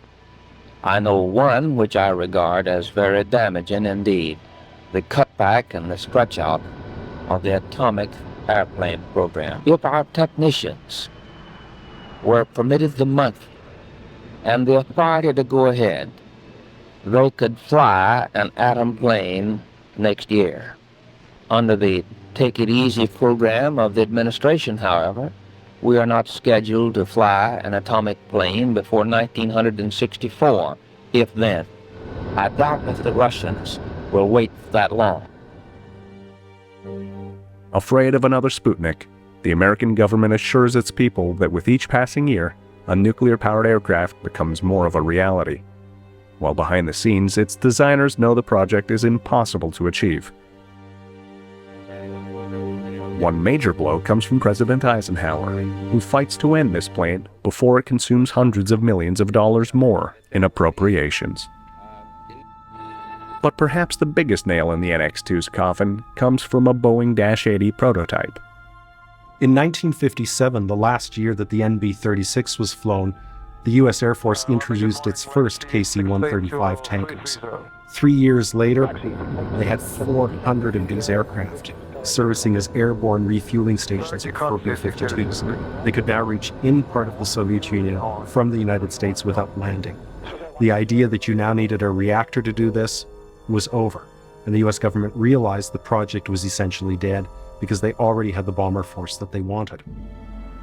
With KC-135s and B-52 Stratofortresses, by the end of the 1950s, patience is wearing thin for a nuclear-powered bomber. After spending more than $500 million, and with no end in sight, the project is now on the chopping block. As one politician is overheard saying, it has been marked by a lack of well-defined objectives and by administration indecision. The optimism of the late 1940s and early 1950s has vanished. And when a Defense Department official tells the media that the plane's price tag will be over $10 billion when finally completed, the NX-2's days are numbered. The world is very different now. In 1961, as the Eisenhower era ends and John F. Kennedy is sworn into office, the project receives its final nail in the coffin when the aircraft, like many other Cold War creations, is terminated. At the end of the day, heavy atomic reactors don't really belong on aircraft. And aircraft with refueling can reach their targets anywhere in the world. A reactor was simply found unnecessary to do the job the U.S. Air Force wanted to do. Like many other Cold War concoctions, the atomic-powered plane represented thinking big. During a time when many thought that nuclear energy was the future for transportation, it was almost inevitable that an endeavor of this magnitude would be undertaken. With America and the Soviets on the brink of complete annihilation, aircraft like these were given the go-ahead, despite its impossibilities. In the end, the atomic-powered aircraft became the quintessential example of a military-industrial complex run amok, where profits were placed above people, and where Convair was placed above common sense. From 1933 until the end of the Second World War, German aviation led the world in aerodynamic design and technical innovation. Long before the outbreak of hostilities, German industry produced an armada of technically superior warplanes. When war broke out, the Luftwaffe quickly overwhelmed some of Europe's most vaunted air forces. Classic designs like the Bf-109 fighter and Ju-88 proved to be superior fighting machines, while others like the Blumenvoss BV-141 became one of aviation's true oddities.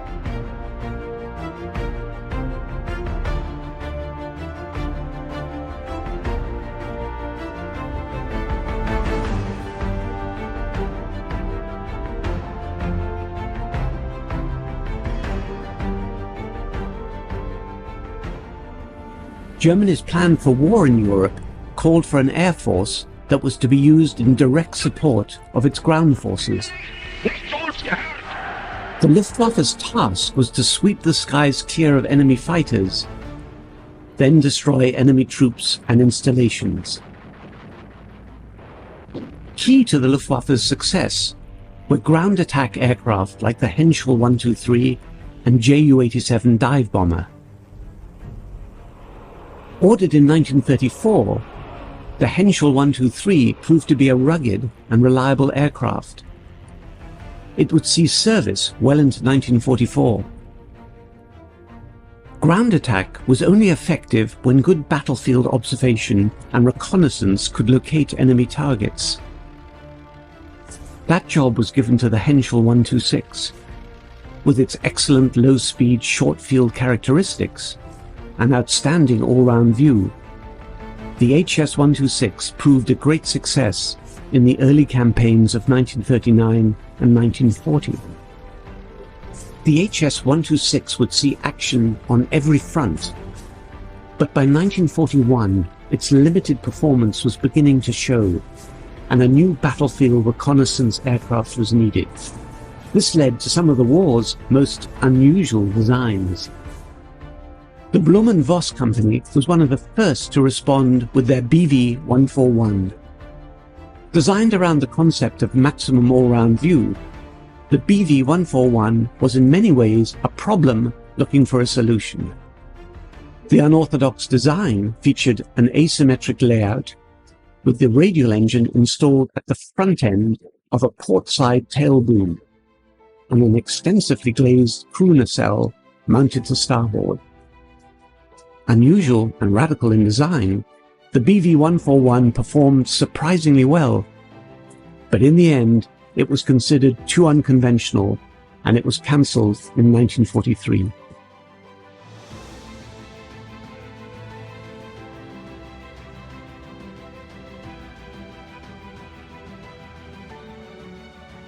Yes, in my meandering throughout Germany, just after the capitulation, I was looking for unusual or advanced technology aircraft. And the 141 intrigued me a little, but I had heard that they were at an airfield called Grossenhain, which was quite near Meissen. There was a big reconnaissance unit which had many reconnaissance types of aircraft, and I thought maybe the 141 will appear there. So I flew there, and there was no sign of one, but I asked if I could speak to some of the POWs who were in the cage there, and one of the chaps told me that a 141 had indeed been there, but the last he remembered of it was not too long ago. It had had an engine problem while flying nearby and had landed on an emergency strip east of Grossenhain. So I flew over in that direction looking for this strip. But it wasn't really a strip I found, it was a small airfield.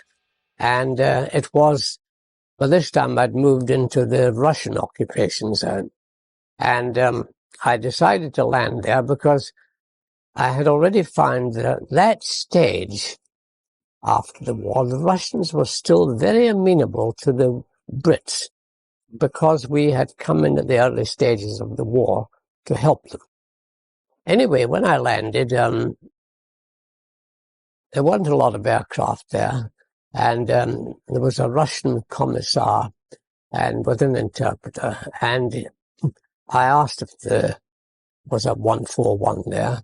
He didn't really know things like the aircraft numbers, but he said there were one or two aircraft left, but his people had examined the airfield, taken away what they wanted, and the rest was left for destruction. So I said, could I have a look around, see what it was? He said, well, yes, why not? Because it's all going to be destroyed anyway. And in one hangar, there was indeed a 141. It had regularly had its engines run up by Feldwebel, who was available. And I said to him, was the aircraft flyable? And he declared, oh, yes, it was. I rather suspected his motive, so I wasn't too sure of what he was saying or believing what he was saying, because I think he had hoped I would fly him out of there and out of the Russian zone. But the Russians were obviously not going to play with that. Anyway, I thought I'll take his word for it and have a go at this. And the commissar didn't object. He said, as long as I stayed within sight of the airfield, and I'd only have enough fuel to do that, he didn't mind, because it was due for destruction anyway. And so he let me fly that, and I had about 30 to 40 minutes in it to try out this theory that it flew very nicely in a straight line when on an angle of bank of 90 degrees. And after about 2 or 3 goes at this at various speeds and heights, I had trouble with the engine. So I had to return to base. And so I formed an impression that it probably did what it said it could do, but its real reason for failing, in my opinion, was it certainly wasn't an aircraft in the same category of handling as the Focke-Wulf 189, which I had already flown and was its competitor. Another odd-looking aircraft was the Focke-Wulf 189. The completely glazed central nacelle, twin engines and tail booms were considered too radical for conservative Luftwaffe officials. Performance, however, won the day. Known as the Flying Eye, the FW-189 proved supremely versatile, universally popular, and one of the most reliable aircraft ever to see Luftwaffe service. During combat operations, the FW-189 surpassed all expectations. Despite flying low over the battlefield and taking large amounts of damage, it had the ability to absorb punishment and fight another day. So I think that killed it more than the theory that it gave the gunner a wonderful field of fire by having no starboard half of the tailplane and being asymmetrically offset to give a clear field of fire to the gunner. So that was my experience of it. Not very impressive, but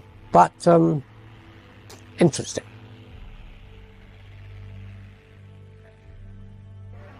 The Arado 234 was a beautiful looking airplane. Aesthetically, it was very clean and looked dynamic, aerodynamically, very attractive.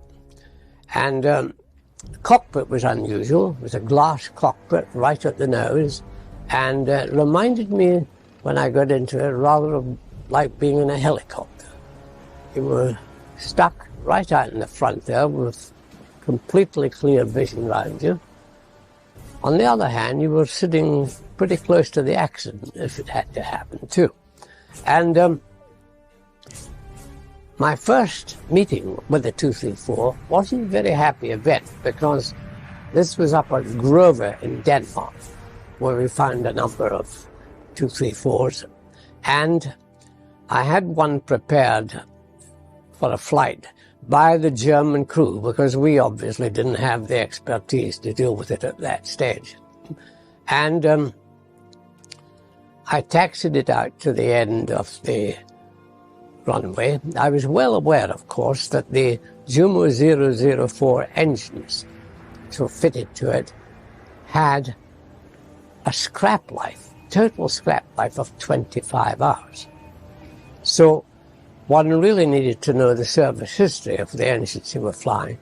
Now, the Germans were very, very adept at destroying documentation, and we could find no service records. However, I taxied out to the end of the runway at Grover and revved up to full power, ready for takeoff, and then just about to release the brakes when the starboard engine exploded and totally disintegrated, taking most of the starboard wing with it. And this, of course, could mean one of two things. Either the crew had sabotaged it, or it was an engine with 24 hours and 50 minutes on it. We never got to the bottom of what caused it, but suffice it to say that I must have flown something like 300 to 400 hours on the Jumo 004 and various aircraft, and never had another problem with it after that. So it did not give me a poor impression, the 234. On the contrary, when I flew it, it was a very nice aircraft to handle, at a very fast turn of speed. It could fly at cruise, its top speed was 474 miles an hour, which was very high. And of course, it relied on this speed for its survival, because it had no guns fitted to it, and was purely a reconnaissance bomber as such. But as I say, handled beautifully. It was straight wing, was not swept wing, and made a very good impression.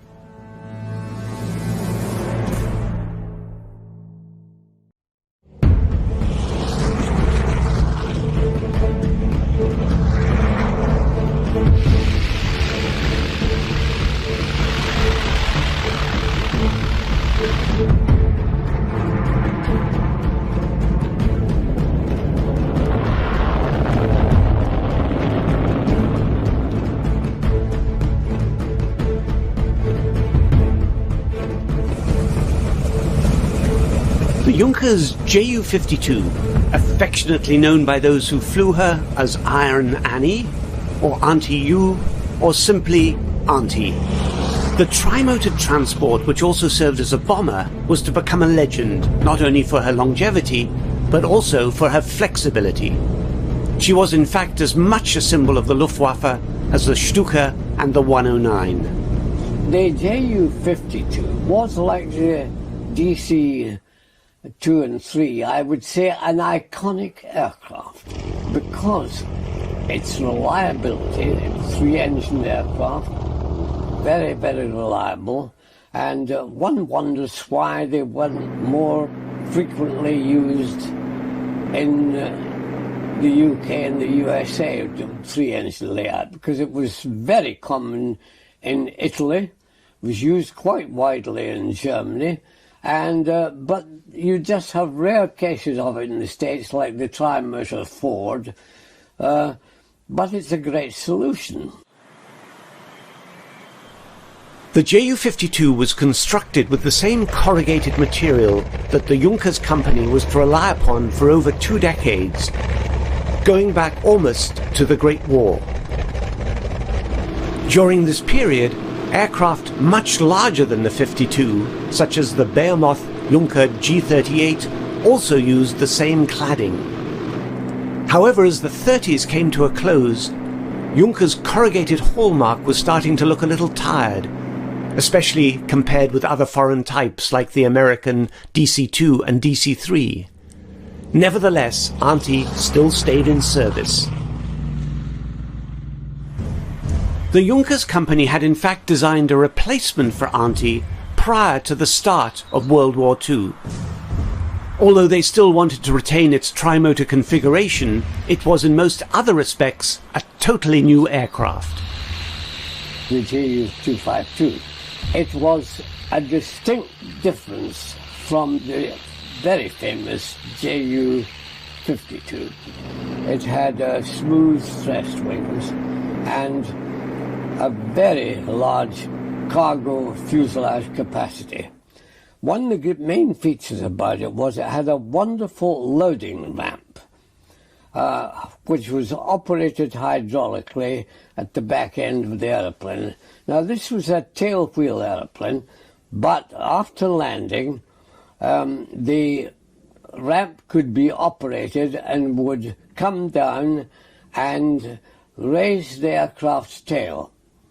And it was absolutely top-notch.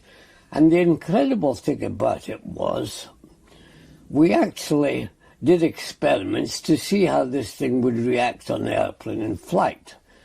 And at the large enemy aircraft exhibition in October of 1945, we flew this aircraft with the ramp fully open, and as a gimmick, we had a chap sitting on one of the lower steps on the ramp, obviously with a harness attached, but he was sitting there pretending to smoke a cigarette. Well, it appealed very heavily to the crowds, and it was quite surprising that this aircraft had this tremendous range of central gravity and was very trimmable in that situation. The Ju-252 had a stablemate, the Ju-352, which was made largely of wood to reduce the use of aluminum. The Ju-352 proved less successful, although they were the first transport types to use a tailgate ramp that provided a flat surface for loading. Between the two models, only 65 examples were actually produced. When Germany was attacked on two fronts in 1944, they went out of production, as the priority was more fighters to defend the fatherland. Another military transport which used a rear ramp also came from the drafting boards of Junkers. The Ju-290 evolved from the four-engine Junkers 90 airliner, which showed great promise as an advanced design just before the war. The Ju-90 airliner, like most other aircraft of the time, was a tail dragger. So when Junkers created a transport version, they employed the same lifting tailgate developed for the earlier 252. For the time, the Ju-290 transport was a large aircraft when it first came into service in August of 1942.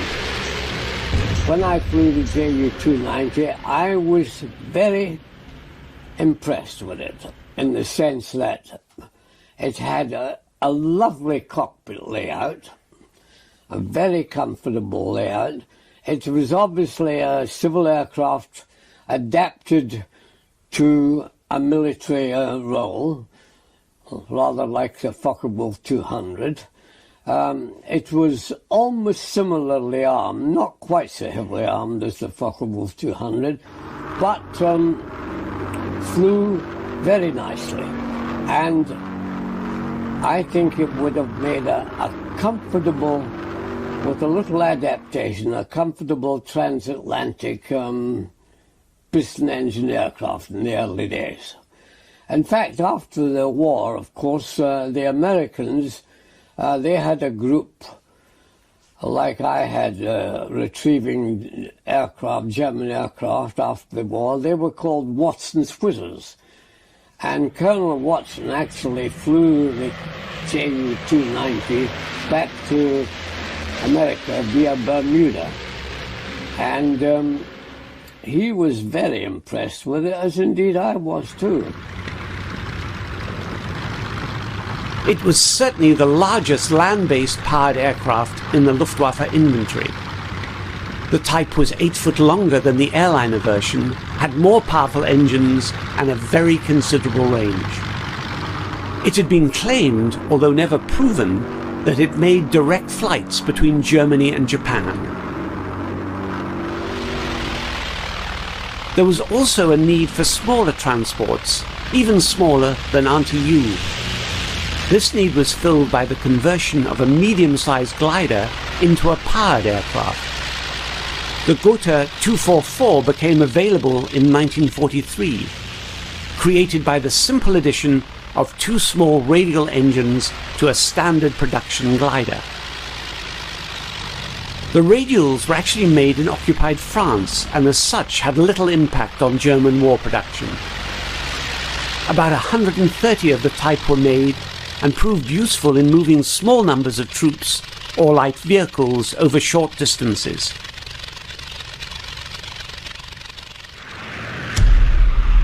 Using the same glider to power plane conversion, the massive Messerschmitt 323 was another attempt to maximize the Luftwaffe's airborne assets. The Gigant, I saw the 4-engine version and the 6-engine version of the began. In fact, I taxied the 6-engine version. It wasn't airworthy, but I taxied it just as a matter of interest. It was a vast airplane, called glider, of course, and the one I taxied was the D model, and it had 6 gnome-run engines, and the 4-engine one had proved difficult, inadequate number of engines, and still had to have some assisted takeoff, such as JATO, or rocket assistance on takeoff. As pure gliders towed by aircraft like the Heinkel 111Z, they were a failure, in my opinion. You had 3 Heinkel aircraft playing around with this, or the large Z, and all of them, the whole thing was a very dicey operation indeed.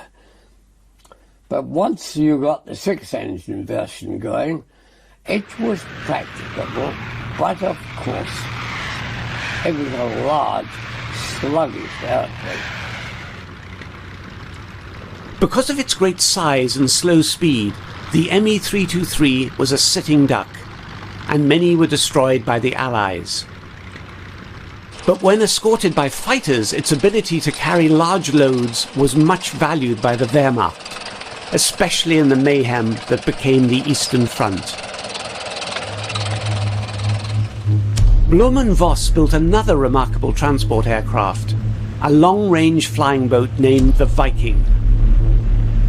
The BV-222 story is not unlike the Ju-90s. It was originally ordered as a commercial flying boat. However, as the war approached, the Viking evolved into a large military transport, which also performed some patrol duties. 6 powerful engines propelled the Viking. At first, they were fueled with gasoline, but the BV-222 was intended to be refueled at sea by submarines. Since U-boats are driven by diesel, the practical solution was to convert the Viking to diesel engines. Grumman Voss had another prototype flying boat that was even more advanced. The BV-238 was designed to cope with harsher sea conditions than the Viking could handle. Working only with U-boats, it was expected to go on very lengthy missions. It was designed to be almost self-supporting and able to deal with many types of heavy cargo.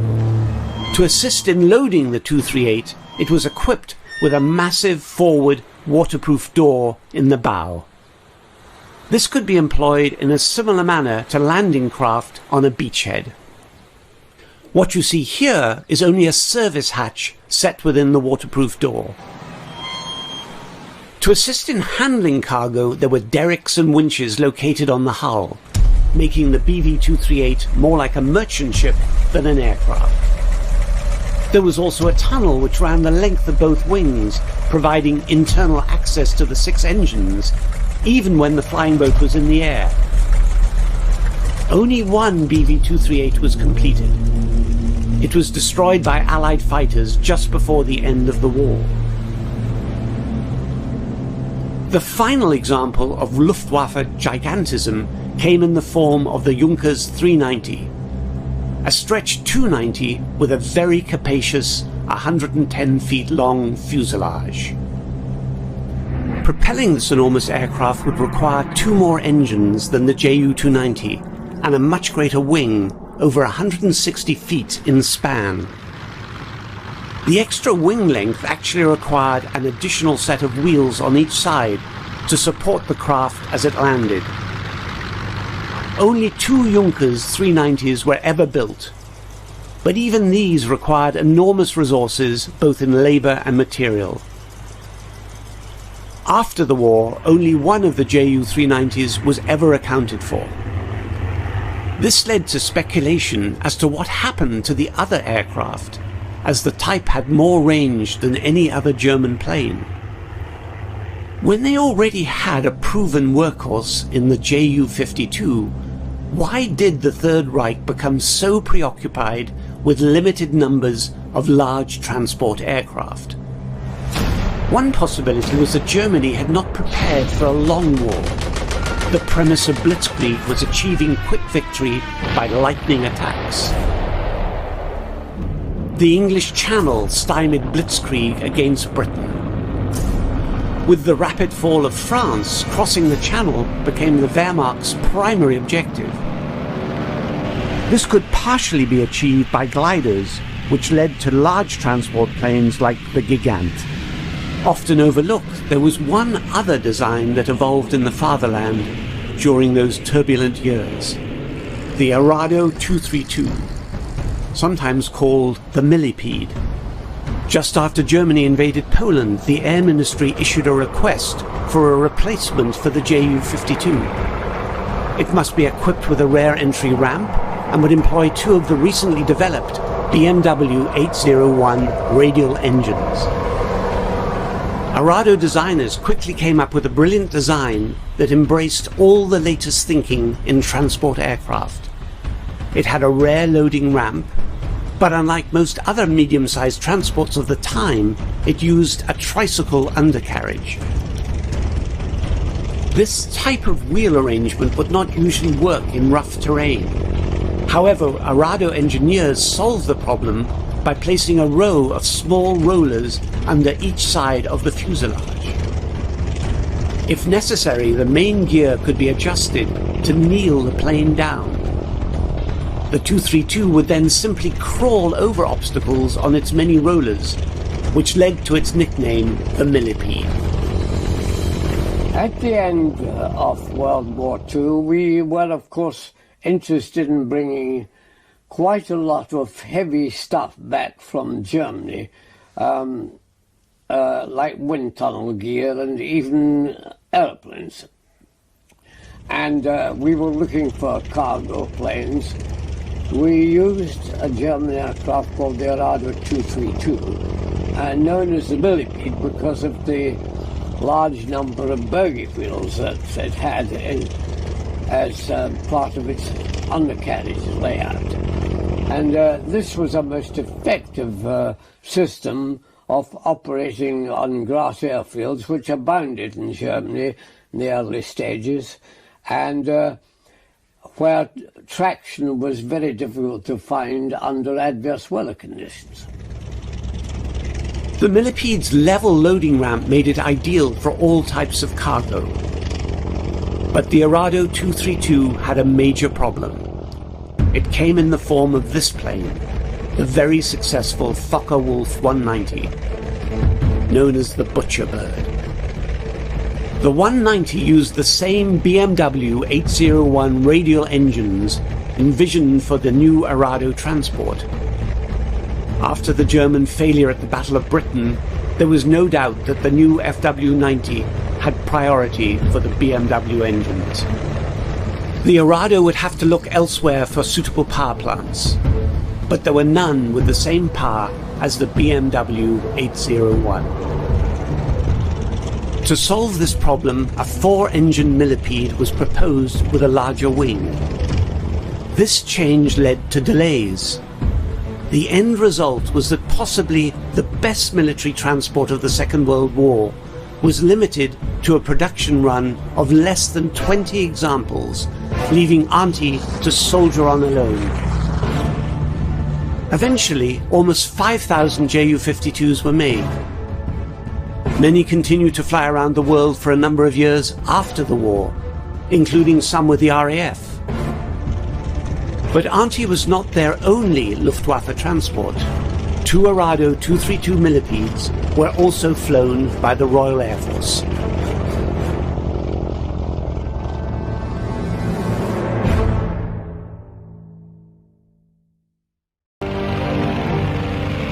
During the course of World War II, German aircraft designers embraced many unusual concepts. Some worked, but not all. The Grumman Voss P163, a product of the mind of Richard Vogt, a German aircraft designer who conceived of many weird and wonderful designs during World War II.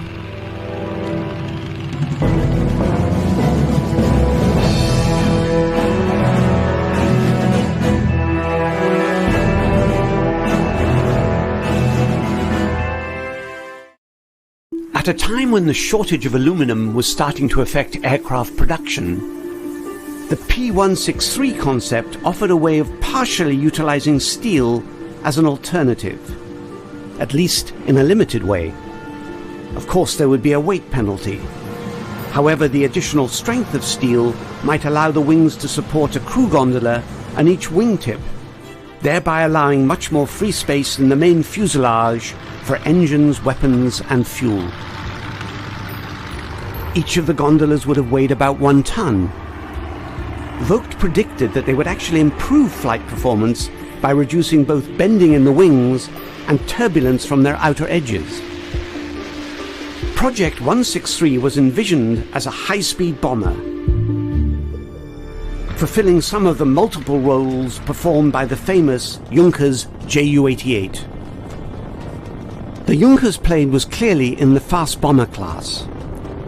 It had a crew of 3 or 4, grouped together to improve morale and enable better communication.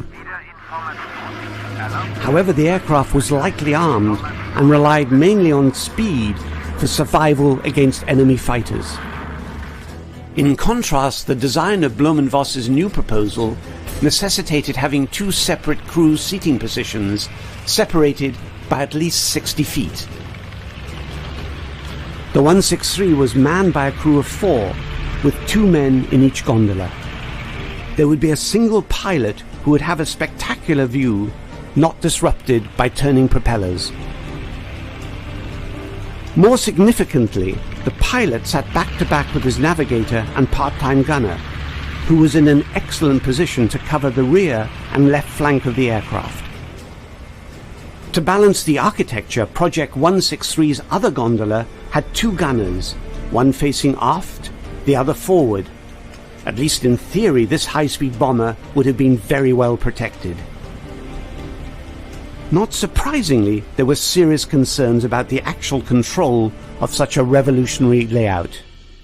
How would a pilot react to being at the very tip of an aircraft rather than the center? To test the impact of this position on the pilot, an early asymmetric Vogt design was modified. An additional gondola was added to the BV-141's port wing and tested. Another major advantage of the wingtip cockpit was that it would leave the 163's main fuselage less cluttered, leaving space for a power plant that consisted of 2 engines coupled together, driving counter-rotating propellers in a center-line thrust. At about the same time that Project 163 was being developed, the center-line thrust approach was also being explored in the south of Germany by the Dornier Company. Their DO-335 Arrow heavy fighter bomber design was also based on the principle of center-line thrust. One engine set in the traditional nose position, and another placed in the center of the fuselage, driving a propeller at the very back of the aircraft. In the United States, another company, Douglas Aircraft, were also engrossed in another center-line thrust project, which was just as revolutionary. The XB-42, or Mixmaster, was designed as a fast, long-range bomber. It employed 2 engines mounted near the middle of the airframe, driving separate propellers grouped together at the rear. The XB-42's layout, like that of the DO-335, resulted in extremely clean flying surfaces that made for increased speed and maneuverability. Both aircraft were finally made, and with testing so advanced, they probably would have gone into production if the war had continued. Meanwhile, back in Germany, the war was not going well, and the benefits of all new aircraft projects were being seriously reappraised. Although it was reasonable to assume that Blumenvoss had a design that would be the equal of the Junkers Ju-88 in speed and range, and it would also have offered considerably more defensive gunnery, there was still caution about the practicality of the crew positions. How would pilots feel about such an unusual design? The acid test would be the adapted 141 asymmetric plane. The standard BV-141 actually worked quite well. The addition of yet another gondola at the very tip of one wing made the aircraft even more bizarre looking, but it served its purpose and apparently proved that the wingtip cockpit arrangement was workable. However, workable just wasn't enough. Project 163 was cancelled before a prototype was built. There would be no armadas of this unusual-looking aircraft flying over enemy targets, and the addition of another gondola at the very tip of one wing did not turn it into a swan. But it served its purpose and apparently proved the wingtip cockpit arrangement was acceptable. Another factor behind the decision to cancel the 163 was its performance. It simply did not offer any major improvement on what was already proven and available. But performance was not Richard Vogt's primary objective in designing the 163. His goal was to find a way of substituting steel for aluminum, which at the time was in short supply. But as the war progressed, not only aluminum, but all materials in Germany were in short supply. But Richard Vogt's revolutionary concept would later be vindicated by the United States Air Force. In 1949, the Northrop F-89 Scorpion was finally selected by Air Defense Command as its mainstay all-weather interceptor. It was to be armed with cannons, but the A, B, and C models displayed structural problems in the wings, and there were some losses. In 1954, the D model entered service. This had a much strengthened wing and a huge pod mounted on both wing tips. Each pod contained 52 Mighty Mouse rockets. The F-89D became the main production version of the Scorpion, and perhaps supported Vogt's theory on wing bending and turbulence. The post-war B-17 clearly demonstrated the benefits of Vogt's wingtip theory. We had a B-17 there that had a crew position on the right wingtip. The reason they did that was to develop a central gun control.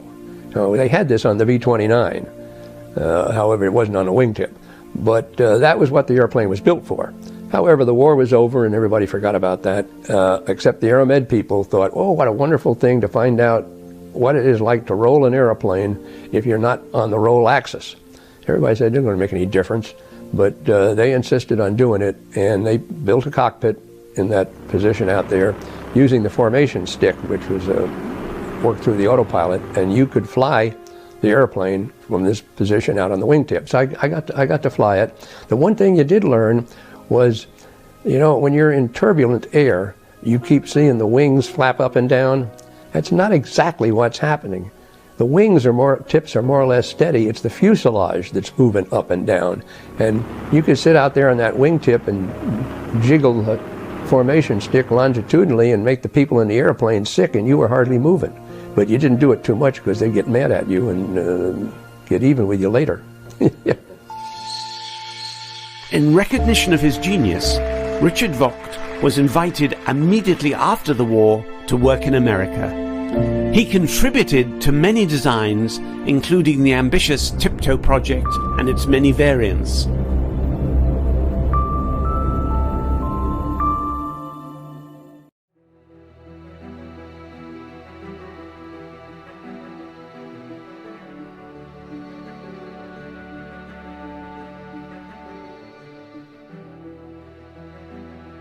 If you enjoyed this video, please remember to like and subscribe.